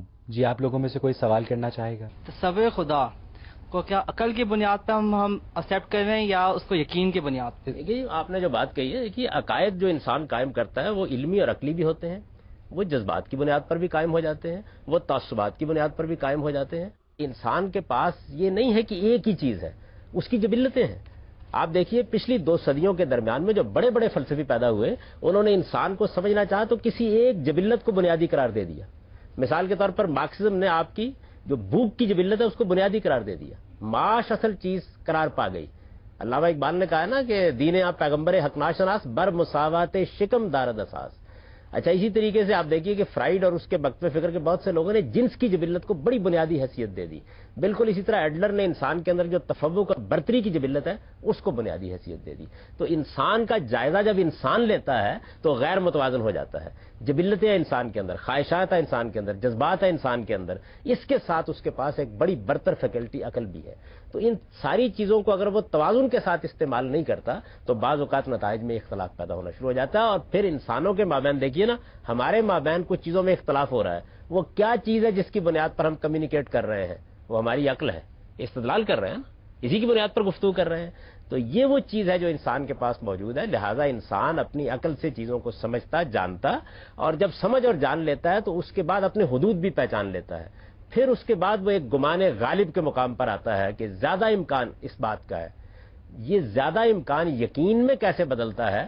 یہ جس طرح دنیا کے دوسرے علوم میں آپ بہت سے تجربات سے گزرتے ہیں، بہت سے مشاہدات سے گزرتے ہیں، پھر یہ یقین میں بدلنا شروع ہو جاتا ہے۔ مذہب میں بھی یہ اسی طریقے سے ہوتا ہے۔ صاحب کہنا چاہ رہے ہیں کہ پہلے ہمیں تصور خدا کے لیے پہلے اپنے ہم اس کو عقل سے پہلے سمجھنا چاہیے، اب بعد میں اس پر یقین کرنا چاہیے۔ ہر چیز کے معاملے میں ایسا ہی کرتے ہیں۔ دیکھیے ہوتا کیا ہے، ہوتا یہ ہے کہ یا تو ہم اپنی عقل استعمال کر کے کسی چیز کو نئے سرے سے دریافت کرتے یا اس کو نئے سرے سے دیکھتے ہیں، اور یا کیا کرتے ہیں، ہم بالکل غفلت میں پڑے ہوئے ہوتے ہیں۔ ماں نے ایک بات بتا دی، باپ نے ایک بات بتا دی، معاشرے سے ایک بات سن لی، سنی سنائی بات کے اوپر یقین رکھ کے زندگی بسر کر رہے ہوتے ہیں۔ دونوں ہی چیزیں ہوتی ہیں۔ لیکن آپ کو اللہ تعالیٰ کیا کہتا ہے؟ اللہ تعالیٰ کی اس وقت جو ہمارے پاس کتاب موجود ہے قرآن، وہ تو ایک ایک لفظ کے بعد آپ سے یہ کہتا ہے کہ افلا تاکلون، افلا تتفکرون، افلا تتدبرون، تم غور کیوں نہیں کرتے؟ تم عقل سے کام کیوں نہیں لیتے؟ تم اس چیز کے اندر اتر کر کیوں نہیں دیکھتے؟ اچھا پھر وہ ہمارے سامنے بالکل سائنسی طریقے سے کائنات کی پرتیں کھولتا چلا جاتا ہے۔ زمین کو دیکھو، آسمان کو دیکھو، یا اپنے سامنے کھڑے ہوئے اونٹ کو دیکھو، اس کی ساخت پر غور کرو، ان نہروں کو دیکھو، یہ دیکھو کہ کس طریقے سے گوبر کے اندر سے ہم دودھ کی شفاف نہریں نکال کے لے آتے ہیں۔ ایک ایک چیز کا جائزہ لے کے آپ کے سامنے آپ کے گرد و پیش کی تصویر کھینچتا ہے، آپ کے نفس پر آپ کو توجہ دلاتا ہے۔ دیکھو تم کیا چیز ہو، تمہارے اندر کیسی مشین ہے، تمہارے اندر کیسے افکار ہیں، تمہارے اندر کیسے جذبات ہیں۔ اپنے خوابوں کا تجزیہ کرو، اپنے اٹھنے اور بیٹھنے کو دیکھو، کس طریقے سے تمہیں شعور دیا گیا ہے، اس شعور کی کیا کار فرمائیاں ہیں۔ یہ دیکھنے کے بعد آپ کو یہ کہتا ہے کہ یہ دیکھو، کہہ دیتی ہے شوخی نقش پا کی ابھی اس راہ سے کوئی گیا ہے۔ کیا آپ خدا کو اس لیے تو نہیں چھٹلاتے کہ وہ آپ کو ایک سیٹ آف موریلٹی، ضابطہ اخلاق سے پابند کرتا ہے اور آپ اس پر عمل کرنے سے گھبراتے ہیں؟ میں خدا کے وجود پہ اس طرح یقین نہیں رکھتا جس طرح دوسرے رکھتے ہیں، اس لیے کیونکہ میرا دماغ مجھے اجازت نہیں دیتا۔ انسان پچھلے ہزاروں ملینز آف ایئر سے چلتے آ رہے ہیں، ہر روز ایک نئی چیز سیکھتے ہیں، صبح اٹھتے ہیں ایک نئی چیز سیکھتے ہیں۔ جس طرح پہلے لوگ سورج کو سمجھ نہیں سکتے تھے، اس کو خدا مانتے تھے، اسی طرح اب جس چیز کو بات تو یہ ہو رہی تھی نا کہ کیا آپ جو خدا آپ کو ضابطہ اخلاق دیتا ہے کہ جھوٹ مت بولو، چوری مت کرو، شراب مت پیو، تو کیا آپ اس پر عمل کرنے سے گھبراتے ہیں؟ کیا آپ اپنے آپ کو پابند نہیں دیکھ سکتے؟ کیا آپ اس لیے تصور خدا پر شک کا اظہار کرتے ہیں؟ میں بالکل اس لیے نہیں کرتا کہ مجھے خدا کسی چیز سے روکتا ہے جو میں کرنا چاہتا ہوں۔ میں اس لیے کرتا ہوں کہ میری عقل مجھے اجازت نہیں دیتی خدا کے کانسیپٹ آف گاڈ پہ بلیو کرنے پہ۔ دیکھیے بات یہ ہے کہ وہ یہ کہتے ہیں کہ میری عقل اس کو نہیں مانتی۔ اب ظاہر ہے کہ اس پہ گفتگو ہوگی، بات کریں گے ہم، اور بات کر کے دیکھیں گے کیسے نہیں مانتی۔ یعنی اس کائنات کی کوئی اور توجہ آپ نے کر لی ہے؟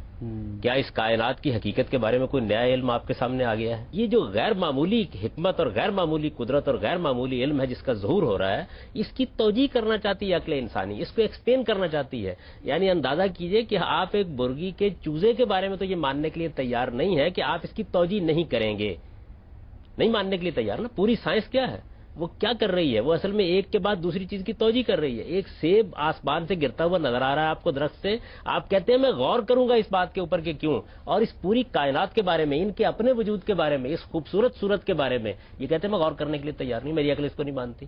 تو سوال یہ ہے کہ پھر بہت سے سوالات کرنے ہیں ہمیں طالب علمانہ طریقے سے. اس میں رد عمل کا کیا سوال ہے؟ سادہ سی بات ہے کہ ہم یہ پوچھیں گے کہ پھر آپ نے اس کائنات, میں نے تو آپ سے عرض کیا ہے کہ پھر یہ آپ اس کائنات کی وجہ یہ ہے کہ یا آپ اس کائنات کے بارے میں مانیں گے, یہ اصل میں وہی بات کہہ رہے ہیں کہ یہ ابھی ہے, پر پھر مجھے بہت سے سوالات کرنے ہیں. آپ وہ سوال میرے سامنے رکھیے تو پھر میں آپ سے پوچھتا ہوں کہ یہ کائنات اگر اپنے وجود کی کس نے کہ وہ کسی خدا کو مانے گا, یہ نہیں دیتی. اس وجہ سے ہم علمی لحاظ سے, عقلی لحاظ سے مجبور ہیں کہ اس پر غور کریں. یعنی میں اپنے عقلی وجود سے کیسے دستبردار ہو جاؤں؟ ابھی یہاں پہ ایک صاحب نے سوال کیا تھا کہ مسلمان مفلوق الحال ہو گئے, کیا خدا نے ہم کو دیا؟ سوال یہ ہے کہ مسلمان مفلوق الحال ہو گئے یا مسیحی اس وقت دنیا پر غلبہ پا چکے, اس کا میری عقل کی تسکین سے کیا تعلق ہے؟ میری نفسیات تسکین چاہتی ہے, میں اپنے وجود کی توجہ چاہتا ہوں, میں چاہتا ہوں میں سمجھوں میں کیا ہوں. یہ کوئی معمولی ضرورت ہے میری؟ کیا میں محض اپنے پیٹ کا غلام ہوں کہ کھا لیا میں نے اور اس کے بعد اطمینان کے ساتھ بیٹھ گیا؟ میرا شعور یہ تقاضا کرتا ہے کہ میں غور کروں اس کائنات کے اوپر.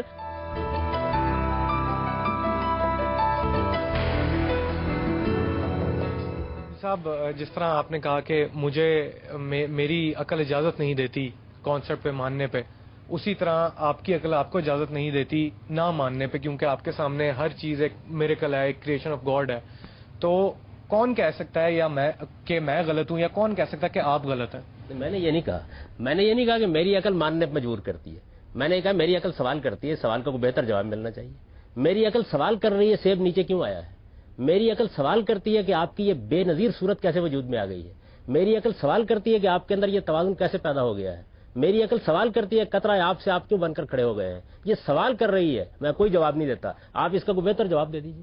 دو ہی جواب ہوں گے, یا آپ یہ کہیں گے کہ میں اپنی ذات میں خدا ہوں, یہ اصل میں میرا ہی ظہور ہے, یہ کائنات بھی ازلی اور ابدی ہے, اس کا علم بھی اس کا اپنا ہے, اس کی حکمت بھی اس کی اپنی ہے, اور یا آپ کہیں گے اس کے ماورا ایک ہستی موجود ہے, اس کے علاوہ رستہ ہی کوئی نہیں ہے آپ کے. حامد صاحب, آپ جب یہ کہتے ہیں کہ اس کائنات کی توجیہ خدا ہو سکتی ہے, تو کیا ہم بھی تو آگے چل کر علم کے اس مقام تک پہنچ توجیہ پہ کیا یعنی معطل کیا ہوا ہے آپ نے کہ سارے معاملات جو اطمینان کے ساتھ سوئیں گے, جب اگلی نسلیں کوئی نیا جواب دے دیں گے اس وقت مان لیں گے. علم جاری ہے, جب وہ وقت آ جائے گا کہ آپ کوئی اور توجیہ کر لیں گے تو مان لیں گے اس بات کو. سوال یہ آپ کیجئے نا کیا کرتے ہیں. آج میرے سامنے سوالات ہیں, مجھے آج سیاست سے متعلق سوالوں کا بھی جواب دینا ہے, معیشت کے بارے میں بھی دینا ہے, خاندان کے بارے میں بھی دینا ہے, انسان کو جو مسئلے درپیش ہیں ان کے بارے میں بھی جواب دینا ہے, سائنس میں بھی. آپ اندازہ کیجئے اس بات کا, آپ مجھے ضمانت دے سکتے ہیں کہ آج جو میں دوا کھا رہا ہوں ایک ڈاکٹر کی سے لے کے, اس سے بہتر دوا کل وجود میں نہیں آ جائے گی؟ نہیں دے سکتے نا. لیکن میں صحت جیسی چیز کے بارے میں اپنی جان کو خطرے میں ڈالتا ہوں, دوا لیتا ہوں آج کے علم کی بنیاد کے اوپر. تو میرا حاضر علم جو ہے وہ بتائے نا کیا چیز ہے. لیکن میں نے ایک بات آپ کو بتائی, یہ امکان ہی کوئی نہیں ہے. اس کی وجہ یہ ہے کہ دونوں امکانات موجود ہیں. انسان کی 5000 سال کی علمی تاریخ بتا رہی ہے, تیسرا کوئی امکان ہی نہیں ہے. یا کائنات کو خدا ماننا پڑے گا جیسے کہ صوفیانہ مذاہب مانتے ہیں, فلسفی مانتے ہیں, اور یا خدا کو ماننا پڑے گا کہ وہ ماورا ایک ہستی موجود ہے. تیسری کوئی اس معاملے میں آپشن ہی نہیں ہے, انتخاب ہی نہیں ہے آپ کے پاس. یعنی کوئی علم کدھر جائے گا, کوئی علم کائنات سے ماورا نہیں جا سکتا کہیں بھی. میرا سوال یہ ہے کہ تصور خدا اور خدا کی جو ایگزسٹنس ہے ان کا آپس میں اوبیسلی بہت گہرا ایک ریلیشن ہے, لیکن جب ایگزسٹنس جو ہے بہت تشکیک اس کے بارے میں آ جاتی ہے تو تب تو تصور خدا بھی کمزور پڑ جاتا ہے. جی بالکل. اور والٹائر جو ہے فرینچ فلاسفر, اس کے الفاظ ہیں کہ if God didn't exist it would be necessary to invent him, so are we on a way to invent him. بڑا فلسفی کیا بتانا چاہتا تھا آپ کو, وہی بتانا چاہتا تھا میں نے جو ان کے سوال کا جواب دیا تھا کہ خدا کا تصور میری زندگی سے اتنا وابستہ ہے, میری عقل کا اتنا بڑا, یہ صرف ایک مجبوری ہے, میری عقل کی مجبوری ہے, میرے علم کی مجبوری ہے, اس لیے کہ میں اس کائنات کو سمجھنا چاہتا ہوں. سے دور کر دیتی ہے. اکثر یہ بھی ہوتا ہے ایتھیسٹ ہو جاتے ہیں, مذہبی ہوتے ہوتے ایتھیسٹ ہو جاتے ہیں, تو پھر عقل تو پھر کچھ اور فیصلہ دے رہی ہے ہمیں. نہیں دیکھیے بات یہ ہے کہ وہ ایک دوسری رائے قائم کر لیتے ہیں. آپ نے اصل میں یہ ایک لفظ بول دیا ہے, ایتھیسٹ ہو جاتے ہیں. وہ اصل میں یہ مان رہے ہوتے ہیں کہ پھر یہ کائنات ہی خدا ہے, یہ ازل سے ہے, یہ ابد تک رہے گی, یہ اپنا ظہور کر رہی ہے, اسی طرح ظہور کرتی رہے گی, یہ مان رہے ہوتے ہیں. یعنی یہ جو لفظ ہے یہ ایسے بتاتے ہیں کہ جیسے یہ خدا کا انکار کر رہا ہے, نہیں وہ خدا کے تصور کو ایک دوسری جگہ شفٹ کر رہا ہے. میرا خدا کا تصور یہ ہے کہ وہ اس کائنات سے ماورا ہے, وہ اس کائنات کا خالق ہے، کائنات اس کی مٹھی میں ہے، اس نے اس کو وجود بخشا ہے، وہ اس کا نظم چلا رہا ہے اور وہ انسانوں کے ساتھ براہ راست رابطہ کر کے ان کو بار بار اپنی ہدایت بھی دیتا ہے. یہ میرا تصور ہے. اچھا، میں اس کے لیے علمی اور عقلی دلائل رکھتا ہوں. ایک دوسرا آدمی یہ کہتا ہے کہ نہیں، یہ کائناتی خدا ہے. اس کے علاوہ میں عرض کر رہا ہوں کہ تیسرا کوئی آپشن ہمارے پاس ہے ہی موجود نہیں ہے. یہ ہم نے صرف اپنی اصطلاحات وضع کر رکھی ہوئی ہیں. آدمی جس وقت اختلاف کر رہا ہے صرف تصور خدا میں اختلاف کر رہا ہے. کس کو خدا ماننا ہے؟ آپ کو خود اپنے آپ کو خدا ماننا ہے، اس کائنات کو خدا ماننا ہے، یا اپنا کوئی خدا ماننا ہے؟ یہ چونکہ یہاں بحث ہو نہیں رہی، ورنہ میں آپ کو یہ بتاتا کہ علمی استدلال کی روشنی میں یہ جو بات ہے کہ اس کائنات ہی کو خدا مانا جائے، یہ کتنی ابسرڈ ہے، اس کے اندر کتنی بڑی خامی ہے، یہ عقلی لحاظ سے کس طرح معیار پر پوری نہیں اترتی. میں تو اس وقت صرف یہ عرض کر رہا ہوں کہ رستے ہی دو ہیں، اس کے علاوہ رستہ کوئی نہیں. مجبوری کا لفظ جو آپ نے بولا ہے بڑا دلچسپ لفظ ہے. یعنی مجبوری کیا ہے؟ یا آپ کی نفسیات کی مجبوری ہے، اس لیے کہ وہ تسکین نہیں پاتی جب تک کہ خالق کو مان لے. یہ خود اس بات کا استدلال ہے کہ وہ آپ کے اندر پایا جاتا ہے. یا وہ آپ کی عقل کی مجبوری ہے کہ وہ توجیہ نہیں کر پاتی کائنات کی جب تک آپ خدا کو نہ مانے. تو انسان ہے کس چیز کا نام؟ یہ مجبوری بڑا خوبصورت لفظ ہے. بظاہر لگتا ہے کہ یہ کوئی بے معنی لفظ ہے، یہ اصل میں یہ بتا رہا ہے، جس طرح ہم کہتے ہیں میں مجبور ہوں یہ ماننے کے لیے کہ یہ زمین سورج کے گرد گھوم رہی ہے، اس لیے کہ میرا مشاہدہ، میرا تجربہ یہی بتاتا ہے. میں مجبور ہوں یہ ماننے کہ یہ کس کائنات کا ایک پروردگار ہونا چاہیے، اس لیے کہ میری عقل اس کے علاوہ کسی توجیہ کو قبول نہیں کرتی. عقلی دلائل کی آپ نے بات کی ہے، تو جب یہ دیکھا جائے کہ جب آپ پر خدا کی، ہمیں یہ بتایا جائے کہ خدا رحمان و رحیم، اور بے شک ہے، لیکن جب ایک وہی شخص جس کو وہ اپنے خالق کے دیکھے کہ اس کا خالق اس پہ عذاب بھی آ رہے ہیں، اس پہ مصائب بھی آ رہے ہیں، اس نے کوئی ایسا بیماری ایسی لگ جاتی ہے کہ ہم موت کی دعائیں کرتے ہیں، تو پھر ایک میرے خیال سے انسانی فطرت ہے، آپ بہک نہیں چاہیں گے؟ دیکھیے جی، بات یہ ہے کہ یہ وہی بات ہے جو میں نے پہلے بھی عرض کی تھی کہ آپ کے ذہن میں سوالات پیدا ہو جاتے ہیں. سوالات کس چیز کے بارے میں پیدا نہیں ہوتے؟ ہر چیز کے بارے میں پیدا ہو جاتے ہیں. ایک ہمارے سامنے پیچیدہ صورتحال آتی ہے، ہم اس پہ غور کرتے ہیں، اس کو سلجھانے کی کوشش کرتے ہیں، یہ بھی ایک سوال ہے. یعنی یہ سوال پیدا ہوتا ہے کہ رحمان اور رحیم خداوند ہمیں تکلیف کیوں دیتا ہے، مصیبت میں کیوں ڈالتا ہے، ہمارے ساتھ یہ معاملات کیوں ہوتے ہیں. اب ظاہر ہے کہ آپ اس کا جواب دیں گے نا، تو قرآن مجید نے اس کا جواب دیا اور یہ بتایا کہ پہلے آپ اس کائنات کی حقیقت کو سمجھیے. آپ اس کائنات کو دیکھ رہے ہیں اس دنیا کی زندگی کو سامنے رکھ کر. یہ کائنات اس سے وسیع دائرے میں پھیلی ہوئی ہے. آپ کی زندگی یہاں پر 60 سال 70 سال 100 سال گزرتی ہے. آپ کو ابدی زندگی کے لیے پیدا کیا گیا ہے. اس ابدی زندگی کے لیے اس دنیا کو آزمائش اور امتحان کے طور پر بنایا گیا ہے. آپ کمرہ امتحان کو کمرہ امتحان کے طور پر دیکھیے، اس کو نتیجے کے لحاظ سے نہ دیکھیے. تو یہ بتائے گا آپ کو. یہ پھر ایک الگ موضوع ہے کہ اس کائنات کو آپ کیسے سمجھیں گے.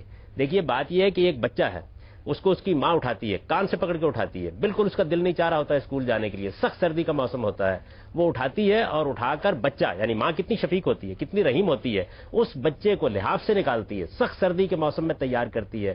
وہ بیچارہ ٹھٹھرتا ہوا گاڑی میں بیٹھتا ہے، جاتا ہے. کیوں؟ ماں کی نگاہ اس مستقبل پر ہے جس پر بچے کی نگاہ نہیں ہے.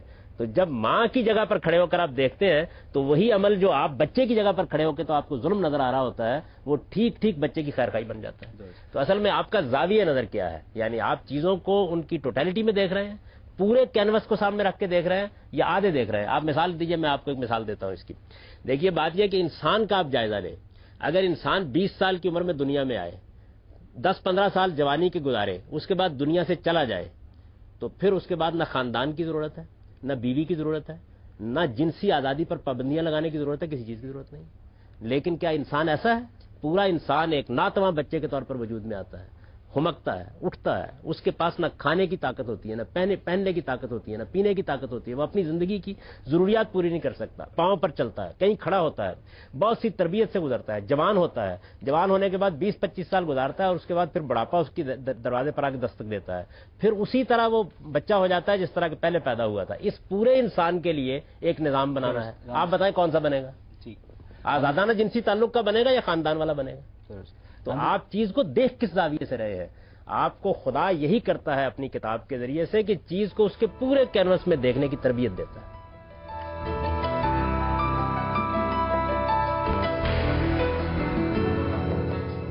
حامی صاحب، عراقی شہر نینوا سے شاہ ایشور بنی پال کے زمانے کی کچھ الواح برآمد ہوئی ہیں جن پہ درج تخلیق آدم کا قصہ اسرائیلی مذاہب کے تخلیق آدم کے قصے سے بڑی مماثلت رکھتا ہے. تو کیا ہم یہ کہہ سکتے ہیں کہ اسرائیلی مذاہب کا تخلیق آدم اور تصور خدا کا قصہ دراصل عراقی دیو مالا کی ایکسٹینشن؟ خود اسرائیلی مذاہب کوئی پہلے مذاہب نہیں ہے. قرآن مجید تو یہ بتاتا ہے کہ آدم کو ایک مذہب دے کر بھیجا گیا. ان کا خدا کے ساتھ مکالمہ ہوا، انہوں نے خدا کے فرشتوں کو دیکھا، اس کے بعد آدم و حوا نے زندگی کی ابتدا کی، تو اس وجہ سے وہ قصہ تو پوری انسانیت کی میراث ہے۔ اسرائیلی مذاہب کوئی پہلے مذاہب تو نہیں تھے انسان کی، تو اب آپ سائنس کی روشنی میں بتاتے ہیں کہ 3 لاکھ سال سے انسان دنیا میں موجود ہے، تو یہ جو اسرائیلی مذاہب ہیں ان کی تاریخ تو 4000 سال کی نہیں ہے۔ تو اس 4000 سال کے زمانے سے پہلے تخلیق آدم کا جو قصہ ہے، کیا انسانیت اس سے واقف نہیں تھی؟ یعنی بائبل یہ تو نہیں بتاتی کہ یہ قصہ اس نے ایجاد کیا ہے، یہ بتا رہی ہے کہ یہ وہ واقعہ ہے جو انسانی تاریخ میں ہوا۔ یہ تو خود اس بات کی تصدیق ہے کہ جو بات اسرائیلی مذاہب بیان کر رہے ہیں، پوری انسانیت ہمیشہ سے وہی بات مانتی چلی آ رہی ہے۔ قاضی صاحب، لیکن نظریہ ارتقا یہ کہتا ہے کہ انسان ہمیشہ سے ایسا نہیں ہے جیسا کہ آج ہے۔ مثلا اس نے لینگویج آج سے 80,000 سال پہلے استعمال کرنا سیکھی، آج سے 85,000 سال پہلے وہ افریقہ سے نکل کر اس نے ساؤتھ ایشیا کو آباد کیا، لیکن ایک طرف کیا آپ کہہ رہے ہیں کہ انسان 3 لاکھ سال سے اس کی تاریخ پرانی ہے، تو کیا یہ دونوں باتیں بیک وقت درست ہو سکتی ہیں؟ دیکھیے 3 لاکھ سال تو انسان جس صورت میں اب ہے، اب تک جو آثار ملے ہیں، ویسے تو سائنس ہر تیسرے روز کچھ نہ کچھ مدت کو بڑھا کے پیچھے لے جاتی ہے، یہ ہوتا رہتا ہے، لیکن یہ بتایا جاتا ہے کہ انسان جس صورت میں اب موجود ہے کم و بیش 3 لاکھ سال سے ہے۔ اس کے بعد انسان کی ایک پوری تاریخ ہے، اس تاریخ میں جو روشنی جس میں ہم کھڑے ہیں وہ تو کوئی 4-5 ہزار سال کی تاریخ ہے۔ اس سے پہلے جتنی تاریخ آپ بیان کر رہے ہیں یہ محض قیاسات پر مبنی ہے، تو قیاسات کی بنیاد کے اوپر آپ ایک رائے کو معقول قرار دے سکتے ہیں، ایک رائے کے اوپر تنقید کر سکتے ہیں۔ قیاسات پر مبنی زبان کیسے پیدا ہوئی، انسان نے کمیونیکیٹ کیسے سیکھا، زبان کہتے کس کو ہیں، 80,000 سال پہلے کیا یہ زبان کا یہ خاص ڈھانچہ وجود میں آیا تھا جو اب ہے، یا انسان کسی زمانے میں گونگا تھا، یہ سوال پیدا ہوتا ہے۔ قرآن آپ کو ایک دوسری داستان سناتا ہے، وہ یہ کہتا ہے کہ انسان کے 2 دور ہیں، ایک دور اس کے حیوانی وجود کا دور ہے، جب وہ ارتقاء کے آخری مراحل پر پہنچ گیا پھر اس کو انسانی شخصیت دی گئی ہے۔ آپ کا فاسلز کا جو ریکارڈ ہے وہ آپ کے سامنے جو داستان سنائے گا ممکن ہے کہ وہ حیوانی وجود کے زمانے کی داستان ہو۔ تو جس طرح آپ سائنس کے ان قیاسات کو سنتے ہیں، اس طرح ذرا تھوڑی دیر کے لیے قرآن کو بھی سن لیا کیجیے کہ وہ کیا کہتا ہے، اس کی بات زیادہ معقول ہے، زیادہ علم و عقل کے معیار پر پوری اترتی ہے، یا یہ قیاسات زیادہ عقل و عقل کے معیار پر پورے اترتے ہیں؟ نظریہ ارتقاء کی بنیاد کیا ہے؟ مشابہتوں کی بنیاد پر ایک تصور اخذ کر لیا گیا ہے، ابھی تک تو کوئی ایویڈنس نہیں مل سکا اس کے حق میں۔ اس کی وجہ یہ ہے کہ اگر ارتقاء ایک عمل ہے تو لازمی طور پر مخلوقات میں ناقص بھی ہونی چاہیے، کامل بھی ہونی چاہیے۔ ہم تو صرف کامل مخلوقات کو دیکھتے ہیں، آج تک کوئی ناقص مخلوق نہیں دیکھی ہو تو بتا دیجیے۔ ہر چیز کا بنانے والا کوئی ہے، اس وجہ سے خدا کا تصور آتا ہے، لیکن خدا خود کہاں سے، یہ سوال ایک ذہن میں آتا ہے۔ میں نے نہیں کہا کہ ہر چیز کا ایک بنانے والا ہونا چاہیے، ہر بنی ہوئی چیز کا ایک بنانے والا ہونا چاہیے۔ ہر بنی ہوئی اگر کائنات اپنے آپ کو خود ایکسپلین کر دیتی ہے تو ہم اس کا بنانے والا نہیں ڈھونڈیں گے۔ میری عقل نے میری تربیت کیا کی ہے، میں یہ دیکھوں گا کہ میرے سامنے جو فینومینن ہے، جو چیز میرے سامنے آ رہی ہے وہ کیا ہے۔ اگر وہ چیز اپنی ایکسپلینیشن خود دے دیتی ہے، میرا وجود ہے، دیکھیے میں آپ کو تو آنکھوں سے دیکھ رہا ہوں، آپ کی آواز سن رہا ہوں، اپنے وجود کا تو میں پورا شعور رکھتا ہوں، میرے اندر کیا ہے، میرے باہر کیا ہے، میرے خواب کیا ہے، میری سوچ کیا ہے، میرا فکر کیا ہے، میرے جذبات کیا ہے، میں اپنے پورے وجود کو جانتا ہوں۔ اس پورے وجود کو اگر میں ایکسپلین کر دوں، اس کی ایکسپلینیشن مجھے اس کے اندر نظر آ جائے تو میں باہر نہیں ڈھونڈوں گا۔ تو اس وجہ سے یہ بات ٹھیک نہیں ہے جو عام طور پر لوگ کہتے ہیں کہ ہر چیز کا ایک خالق ہونا چاہیے، نہیں، ہر مخلوق کا ایک خالق ہونا چاہیے۔ جب ایک چیز بنی ہوئی ہے تو اس کا خالق ڈھونڈا جاتا ہے۔ آپ کے سامنے میز پڑی ہوتی ہے تو آپ کارپینٹر کو ڈھونڈتے ہیں، آپ کے سامنے کٹی ہوئی لکڑی پڑی ہو تو آپ نہیں ڈھونڈتے، اس لیے کہ وہ اپنی ایکسپلینیشن نہیں چاہتی۔ تو یہ کائنات جو ہے اور میرا وجود، جب میں اس کا تجزیہ کرتا ہوں تو میں یہ دیکھتا ہوں کہ یہ بنا ہوا ہے، یہ مخلوق ہے، یہ اپنی توجیہ خود نہیں کرتا، یہ اپنے وجود کی خود حقیقت نہیں بتاتا، اس وجہ سے میں ڈھونڈتا ہوں اس کے پیچھے۔ تو میرے سامنے پہلے وہ چیز آتی ہے، سائنسی علم کیا ہے، جو محسوس ہے، جو آپ کے حواس کے سامنے آیا ہے، اس کا تجزیہ کیجئے، وہ سوال پیدا کرتا ہے، اس سوال کا جواب خدا کا تصور ہے۔ اگر وہ سوال نہیں پیدا ہوتا تو واپس ختم ہو گئی بات۔ مجھے جس بات سے اختلاف ہے کہ یہ کہا جاتا ہے کہ حضرت آدم کو اللہ تعالیٰ نے خلیفہ بنا کر بھیجا گیا، جہاں پر لفظ خلیفہ کا استعمال ہوتا ہے، خلافت اسے دی جاتی ہے جس سے پیچھے بھی کوئی ہو، تو اگر وہ پہلے ہی انسان تھے تو انہیں خلافت کیسے مل گئی؟ اور اگر یہ کہا جاتا ہے کہ اسلام کے مطابق گوڈ کا جو کنسیپٹ ہے اسلام کے تھرو ہمیں بالکل کلیئر ملا ہے، تو کیا اللہ تعالیٰ کو اپنی اس نے بنائی ہوئی تھی ایک پروسیجر، اس کے مطابق کیا حضرت آدم اس قابل نہیں تھے کہ وہی پیغمبر کہلاتے اور سب کچھ آگے سے یوں ہی چلتا رہتا؟ انہوں نے پھر 1,24,000 پیغمبر بھیج کر کیا ثابت کیا؟ آدم پہلے پیغمبر تھے۔ خلیفہ کا مطلب یہ ہے کہ میں زمین میں ایک ایسی مخلوق بنانے والا ہوں جس کو اختیار بھی دوں گا اور اقتدار بھی دوں گا۔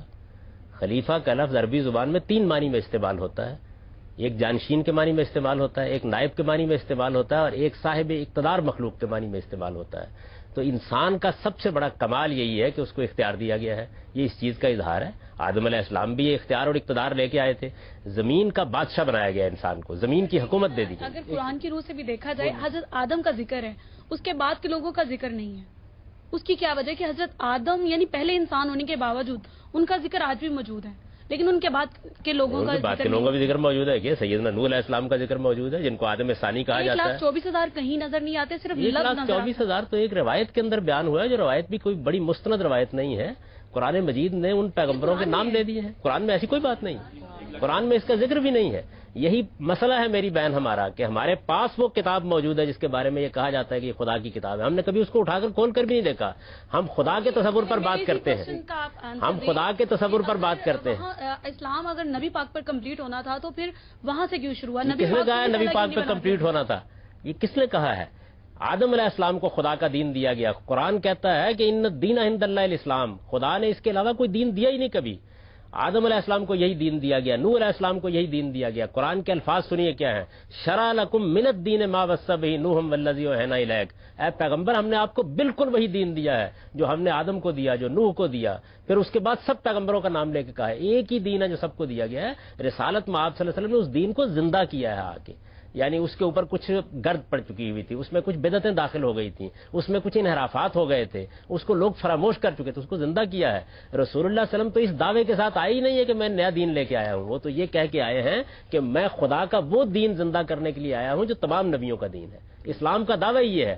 ہم لوگ تو دنیا کے اندر وہ واحد قوم ہے جو یہ کہتے ہیں کہ لا نفرق بین احد من رسلہ، ہم سب پیغمبروں کو مانتے ہیں، کسی ایک کا بھی انکار نہیں کرتے۔ اس وجہ سے یہ بات ہی ٹھیک نہیں ہے۔ میں وہی بات گزارش کر رہا تھا بڑے ادب کے ساتھ آپ سے، یہ بدقسمتی ہے ہماری کہ ہم فلسفہ پڑھیں گے، ہم سائنس پڑھیں گے، ہم باتیں سنیں گے، ہم پروگرام دیکھیں گے، لیکن زندگی کے بڑی بڑی حقیقتوں کے بارے میں رائے قائم کریں گے اور کبھی قرآن کھول کر نہیں دیکھیں گے۔ درست، یہ حادثہ ہے انسانیت کا۔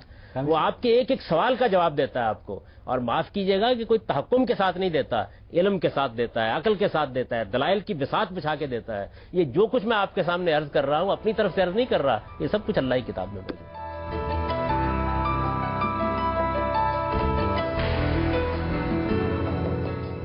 غامدی صاحب، جب آپ اختیار کی بات کرتے ہیں کہ انسان کو اختیار دیا ہے اللہ نے کچھ معاملوں میں، تو کیا پھر ہمیں یہ ماننا پڑے گا کہ کچھ ایکٹس ہیں جو کہ خدا کی مداخلت کے بغیر ہو جاتے ہیں، تو یہ فیکٹ جو ہے خدا کو خدا ہونے دیتا ہے؟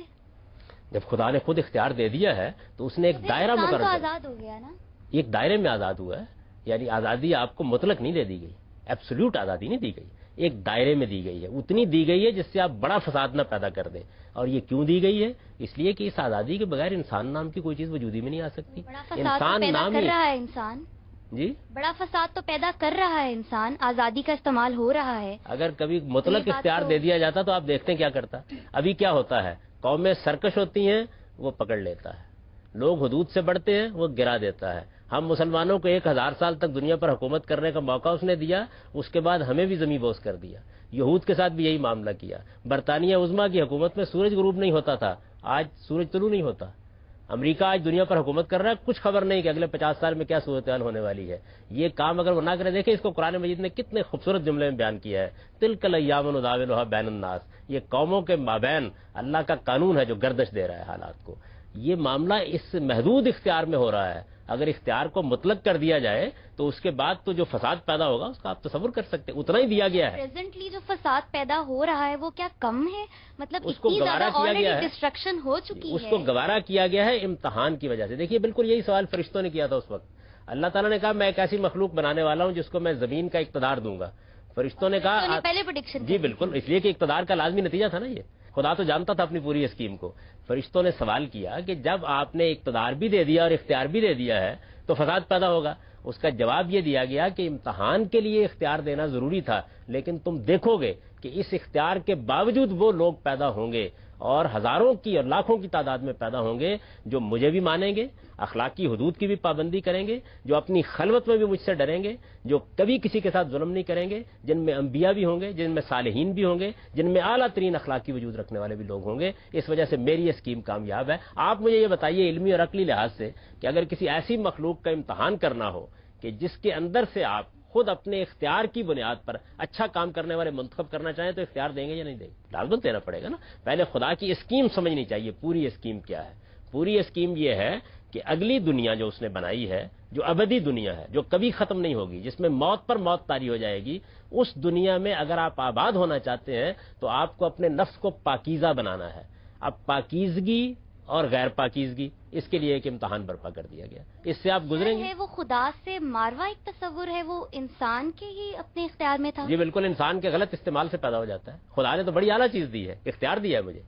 یعنی اختیار اتنی بڑی چیز ہے. ہم خود کریٹر بن بیٹھے کہ ہم نے شر کریٹ کر ڈالا. اس میں کیا شک ہے؟ انسان نے تو بہت کچھ کریٹ کیا ہے. آپ یہ دیکھیے، جہاز بنا دیے ہیں، یہ اسٹوڈیو بنا دیا ہے، یہ سب کچھ بنا دیا ہے. اگر انسان یہ کام کر سکتا ہے تو اب تو اختیار کو استعمال کر کے شر کو وجود میں لے آتا ہے. خدا تو سر خیر ہے. حمدی صاحب، اگر خدا ہر چیز کا خالق ہے تو پھر شر کا خالق کون ہے؟ جب آپ یہ قرار دیتے ہیں کہ شر کا خالق انسان ہے تو ہم صرف یہ کہہ کر بری الذمہ ہو جاتے ہیں کہ اس شخص کا قاتل میں نہیں بلکہ یہ کلاشنکوف ہے جو میں نے ہاتھ میں پکڑی ہوئی. دیکھیے بات یہ، کلاشنکوف اس کی قاتل اس لیے نہیں ہے کہ وہ بے شعور ہے. انسان باشعور ہے. انسان خیر و شر کے بارے میں جانتا ہے کیا خیر اور کیا شر ہے.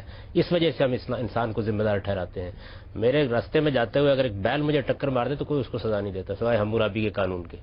اس کی وجہ یہ ہے کہ بیل کے بارے میں جانتا ہوں کہ وہ ایک بے شعور مخلوق ہے. انسان باشعور ہے. انسان اپنے شعور سے دستبردار ہو جائے گا تو اس کا کوئی مواخذہ نہیں ہے، جس طرح ایک جانور کا کوئی مواخذہ نہیں ہے. مجھ پر دیوار گر پڑتی ہے، میں نے تو نہیں دیکھا کہ آج تک کوئی ڈنڈا لے کھڑا ہو گیا اور اس نے دیوار کو مارنا شروع کر دیا ہو. اس لیے کہ میں جانتا ہوں کہ دیوار ایک بے شعور چیز ہے، آ گری ہے میرے اوپر. لیکن جس وقت میں آپ کو تھپڑ مار دوں گا، آپ مجھے مار دیں گے، تو پھر مجھ سے پوچھا جائے گا کہ تم ایک باشعور مخلوق ہو، تمہارا ذہنی توازن ٹھیک ہے؟ اگر ذہنی توازن ٹھیک ہے تو اس کا مطلب یہ ہے کہ میں خیر کا اور شر کا شعور رکھتا ہوں. یہ خود اس بات کی دلیل ہے. دیکھیے بات یہ ہے کہ انسان باتیں بنانے کو بہت باتیں بنا سکتا ہے. قرآن مجید نے اس کے اوپر ایک بڑا خوبصورت تبصرہ کیا ہے کہ بل الانسان علی نفسہ بصیرہ ولو القی معاذیرہ.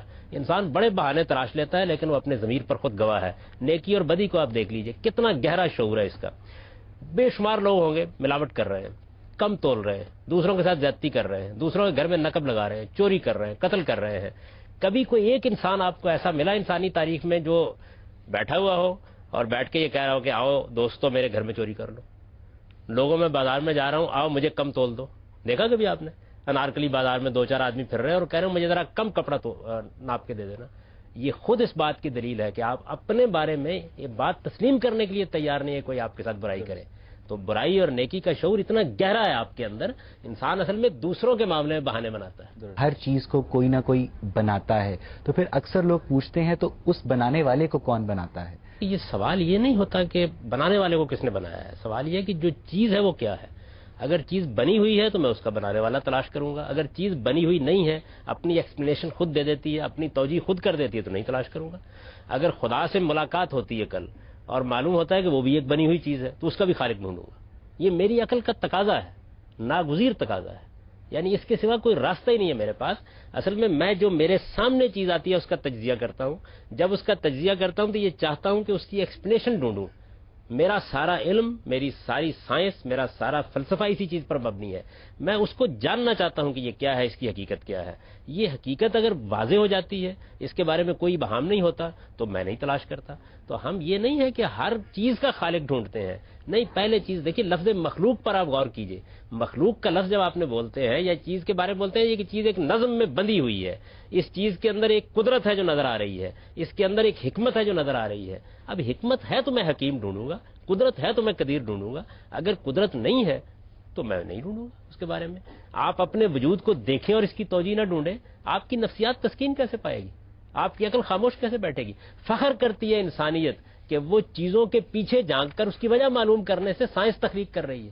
یہ سب کچھ جو کچھ آپ نے دریافت کیا ہے، اگر آپ یہ کہہ کے بیٹھ جاتے کہ کیا ضرورت ہے اس بات کی، اطمینان کے ساتھ بیٹھے ہوئے ہیں کھیت کے اندر اور ایک آدمی آتا ہے لسی کا ایک گلاس پلا جاتا ہے، اس کے بعد ہم ہل چلا لیتے ہیں، فارغ ہو جاتے ہیں. آپ کے اندر تجسس پیدا ہوا، آپ نے زمین کو دیکھا، آپ نے اس کے اندر اتر کر دیکھا، آپ نے فلکیات کا مطالعہ کیا، پھر اس کے بعد آپ نے یہ عظیم قوانین دریافت کیے. بالکل اسی طریقے سے میں اس کائنات کے بارے میں حساس ہوں. میں اس کو جاننا چاہتا ہوں، میں اپنے وجود کو جاننا چاہتا ہوں. جب میں اس کو جاننے کی صحیح کرتا ہوں تو اس کے بعد میرے سامنے مختلف تصورات آتے ہیں. 2 تصورات ہیں، میں ان کا علمی اور عقلی جائزہ لیتا ہوں، اس میں سے جس کو زیادہ کبھی پاتا ہوں اس کو قبول کر لیتا ہوں.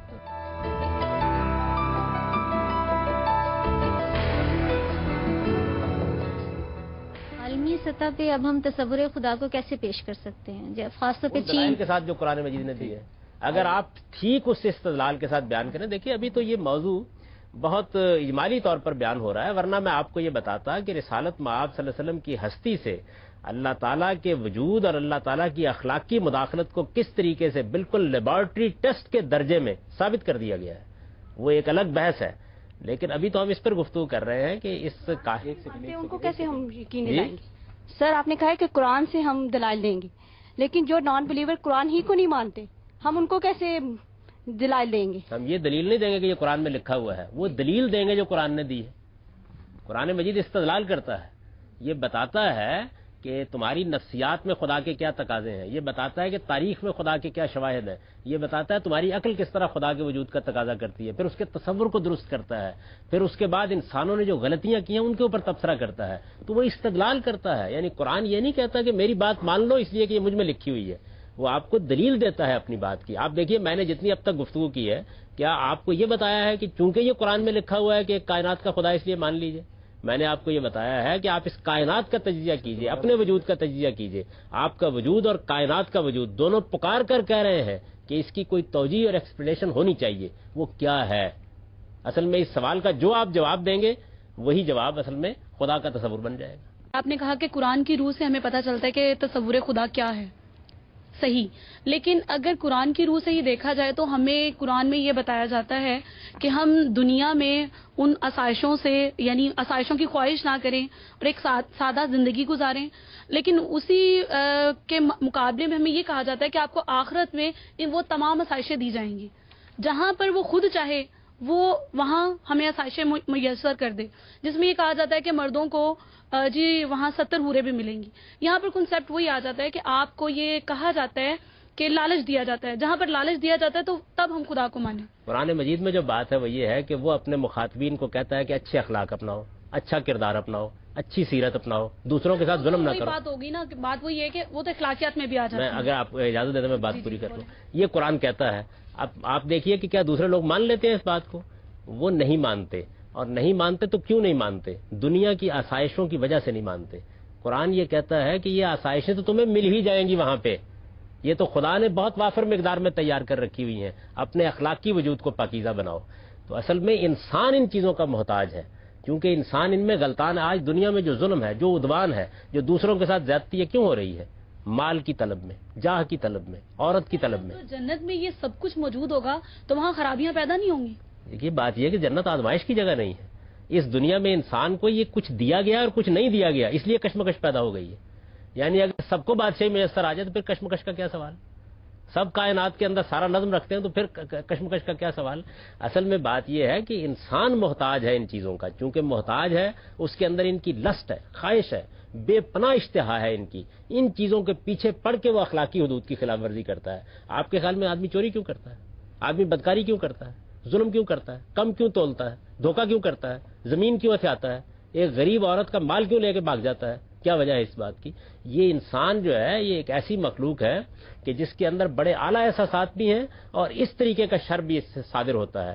اس انسان کو مخاطب کر کے قرآن یہ کہتا ہے کہ جن چیزوں کے پیچھے پڑے ہوئے ہو یہ تو میں نے بہت بڑی مقدار میں تمہارے لیے تیار کر رکھی ہوئی ہیں، اپنے اخلاقی وجود کو سنبھالو۔ یہ انسان کی کمزوری ہے جس کا جواب دیا گیا ہے، لالچ نہیں دیا گیا اس کو، حقیقت بتائی گئی ہے۔ یہ بالکل ایسے ہی ہے کہ جیسے ایک ماں جو ہے وہ بچے کو کہتی ہے کہ دیکھو وہ آسائشیں تمہیں مل جائیں گی اس دنیا کے اندر جن کے پیچھے پڑ کر اس وقت آوارہ گردی کر رہے ہو، اپنے آپ کو سنبھالو اور پوری اسکیم کو سمجھنے کی کوشش کرو۔ تو اور کیا کہا جائے، انسان باز آ جائے نا ان چیزوں سے۔ ایک طرف آپ بات کر رہے ہیں کہ قرآن سے جو ہے ہمیں صحیح تصور خدا کا پتہ چلتا ہے، تو بات یہ کہ جب ہم اصلاح کے لیے قرآن پڑھیں گے کہ ہماری تصحیح ہو جائے خدا کے تصور کے حوالے سے، تو پھر آزادی کہاں جاتی ہے؟ بندہ آزاد نظم نہیں لکھ پاتا جب وہ اصلاح کے عمل سے گزر جائے، تو پھر تصور خدا میں آزادی کیسے آئے گی؟ تو اپنے آپ کو پابند کرنے کی بات ہوگی۔ ہمیں عقل دی گئی ہے، اس کی روشنی میں غور کریں گے نا، کائنات پر غور کریں گے، اپنے وجود پر غور کریں گے، اس میں ایک اللہ کی کتاب بھی موجود ہے۔ جس وقت ہم کوئی علم حاصل کرنا چاہتے ہیں تو ہم باقی علوم میں کیا کرتے ہیں؟ اس علوم کے ماہرین نے جو تجزیہ کیا ہوتا ہے اس کا مطالعہ کرتے ہیں۔ کائنات پر غور کرنا ہوتا ہے تو فلسفیوں کی چیزیں پڑھتے ہیں نا، اگر ہمیں دنیا کو سمجھنا ہوتا ہے تو سائنسدانوں کی چیزیں پڑھتے ہیں، اگر ہمیں انسان کے جسم کو سمجھنا ہوتا ہے تو کوئی اناٹومی کی کتاب اٹھاتے ہیں، پڑھتے ہیں اس تو ایسے ہی جیسے آپ سائنٹیفک طریقے سے تصحیح کر رہے ہیں خدا کے تصور۔ یہ قرآن ایسے ہی کرتا ہے، وہ آپ کو بالکل اسی طرح دلائل دیتا ہے جس طرح ایک آدمی آپ کے ساتھ۔ روحانی رشتہ کہاں پہ گیا؟ روحانی رشتہ تو اس کے نتیجے میں پیدا ہوتا ہے۔ یعنی جب آپ ان دلائل کی روشنی میں قائل ہو جاتے ہیں کہ اس کائنات کا ایک پروردگار ہے اور آپ اس چیز کو بھی مان لیتے ہیں کہ آپ اس کے بندے ہیں، تو اب ایک رشتہ پیدا ہوتا ہے. دیکھیے پہلا مرحلہ تو یہ ہے نا کہ آپ سے یہ منوایا جائے کہ آپ کی ایک ماں اور آپ کا ایک باپ ہے. جس وقت یہ شعور پختہ ہو جاتا ہے کہ میری ایک ماں اور میرا ایک باپ ہے، اس سے پھر وہ ممتا کا رشتہ وجود میں آتا ہے جو ہمیں ایک بندھن کے اندر باندھ دیتا ہے. تو پہلے تو خدا کا تصور پیدا ہوگا، صحیح ہوگا وہ تصور، اس کے اندر کوئی غلطی ہے تو اس کی اصلاح ہوگی. ہم بالکل ٹھیک جگہ پر، ٹھیک جگہ کا مطلب کیا ہے؟ جس سے ہماری نفسیات مطمئن ہو گئی، ہماری عقل مطمئن ہو گئی، ہمارے تمام سوالوں کا جواب مل گیا. اب ایک روحانی رشتہ وجود میں آتا ہے، پھر اس رشتے کے تقاضے زیر بحث آنا شروع ہو جاتے ہیں. تو ایسے ہی دنیا کے باقی معاملات میں ہوتا ہے. یہ جب ہم کہتے ہیں نا آپ قرآن پڑھیے، تو اس کا مطلب کیا ہے؟ اس کا مطلب یہ ہے کہ ایک ایسی کتاب موجود ہے جو آپ کو بغیر کسی تعصب کے اس پوری کائنات کا جائزہ لے کے تجزیہ کر کے صحیح جگہ کے بارے میں علم دیتی ہے. علم کو قبول آپ نے کرنا ہے، آزادی ہے آپ کو. قرآن مجید کوئی ڈنڈا نہیں رکھتا اپنے پاس کہ وہ آپ کو مارے گا اور کہے گا کہ ضرور آپ مجھے مان لیں. وہ دلائل دیتا ہے. غازی صاحب، یہاں لوگوں نے کچھ ایسے سوال بھی کیے جو بادی النظر میں گستاخی کے زمرے میں آتے ہیں، تو کیا جاننے اور سیکھنے کے لیے ہر بات پوچھی جا سکتی؟ میں تو یہ لفظ استعمال نہیں کروں گا. میرے نزدیک تو دیکھیے انسان کے اندر جو فطری تجسس ہے، ہمیں اپنی نئی نسلوں کو اس کا موقع دینا چاہیے. وہ سوال کریں، وہ پوچھیں، وہ اعتراض کریں، ان کے ذہن میں جو بات آ رہی ہے ہمارے سامنے رکھیں. کیا آپ اپنی نئی نسلوں کو منافق بنا دینا چاہتے ہیں کہ ان کے دل و دماغ میں خارزار تو اگے ہوئے ہوں، شکوک کے کانٹے پڑے ہوئے ہوں اور وہ ان کو زبان نہ دیں؟ یہ چاہتے ہیں؟ ہمیں چاہیے کہ ہم ان کو زبان دیں، ان کو اپنی بات کرنے دیں، ان کے دلائل سنیں، ان کو مطمئن کرنے. اگر ہم ان کو مطمئن کرنے کی صلاحیت نہیں رکھتے تو پھر ہمیں کوئی دعویٰ لے کے اٹھنا بھی نہیں چاہیے. جب ہم کہتے ہیں کہ اس کائنات کا ایک پروردگار ہے اور ایک دن اس کے حضور میں جواب دہ ہونا ہے، تو پھر ہمیں اپنی نئی نسل کو اس پر قائل کرنا ہے. اور یہ ضروری ہے. قائل آپ اسی وقت کریں گے جب شکوک پیدا ہونے دیں، اعتراضات کرنے دیں. آپ اس کو گستاخی کیوں کہتے ہیں؟ آپ ان کو سوالات کہیے، اعتراضات کہیے، اور اس کے کرنے کے لیے انکریج کیجیے، حوصلہ افزائی کیجیے اپنی نئی نسلوں کی، تاکہ وہ اٹھیں، اٹھ کے اپنی بات کہیں.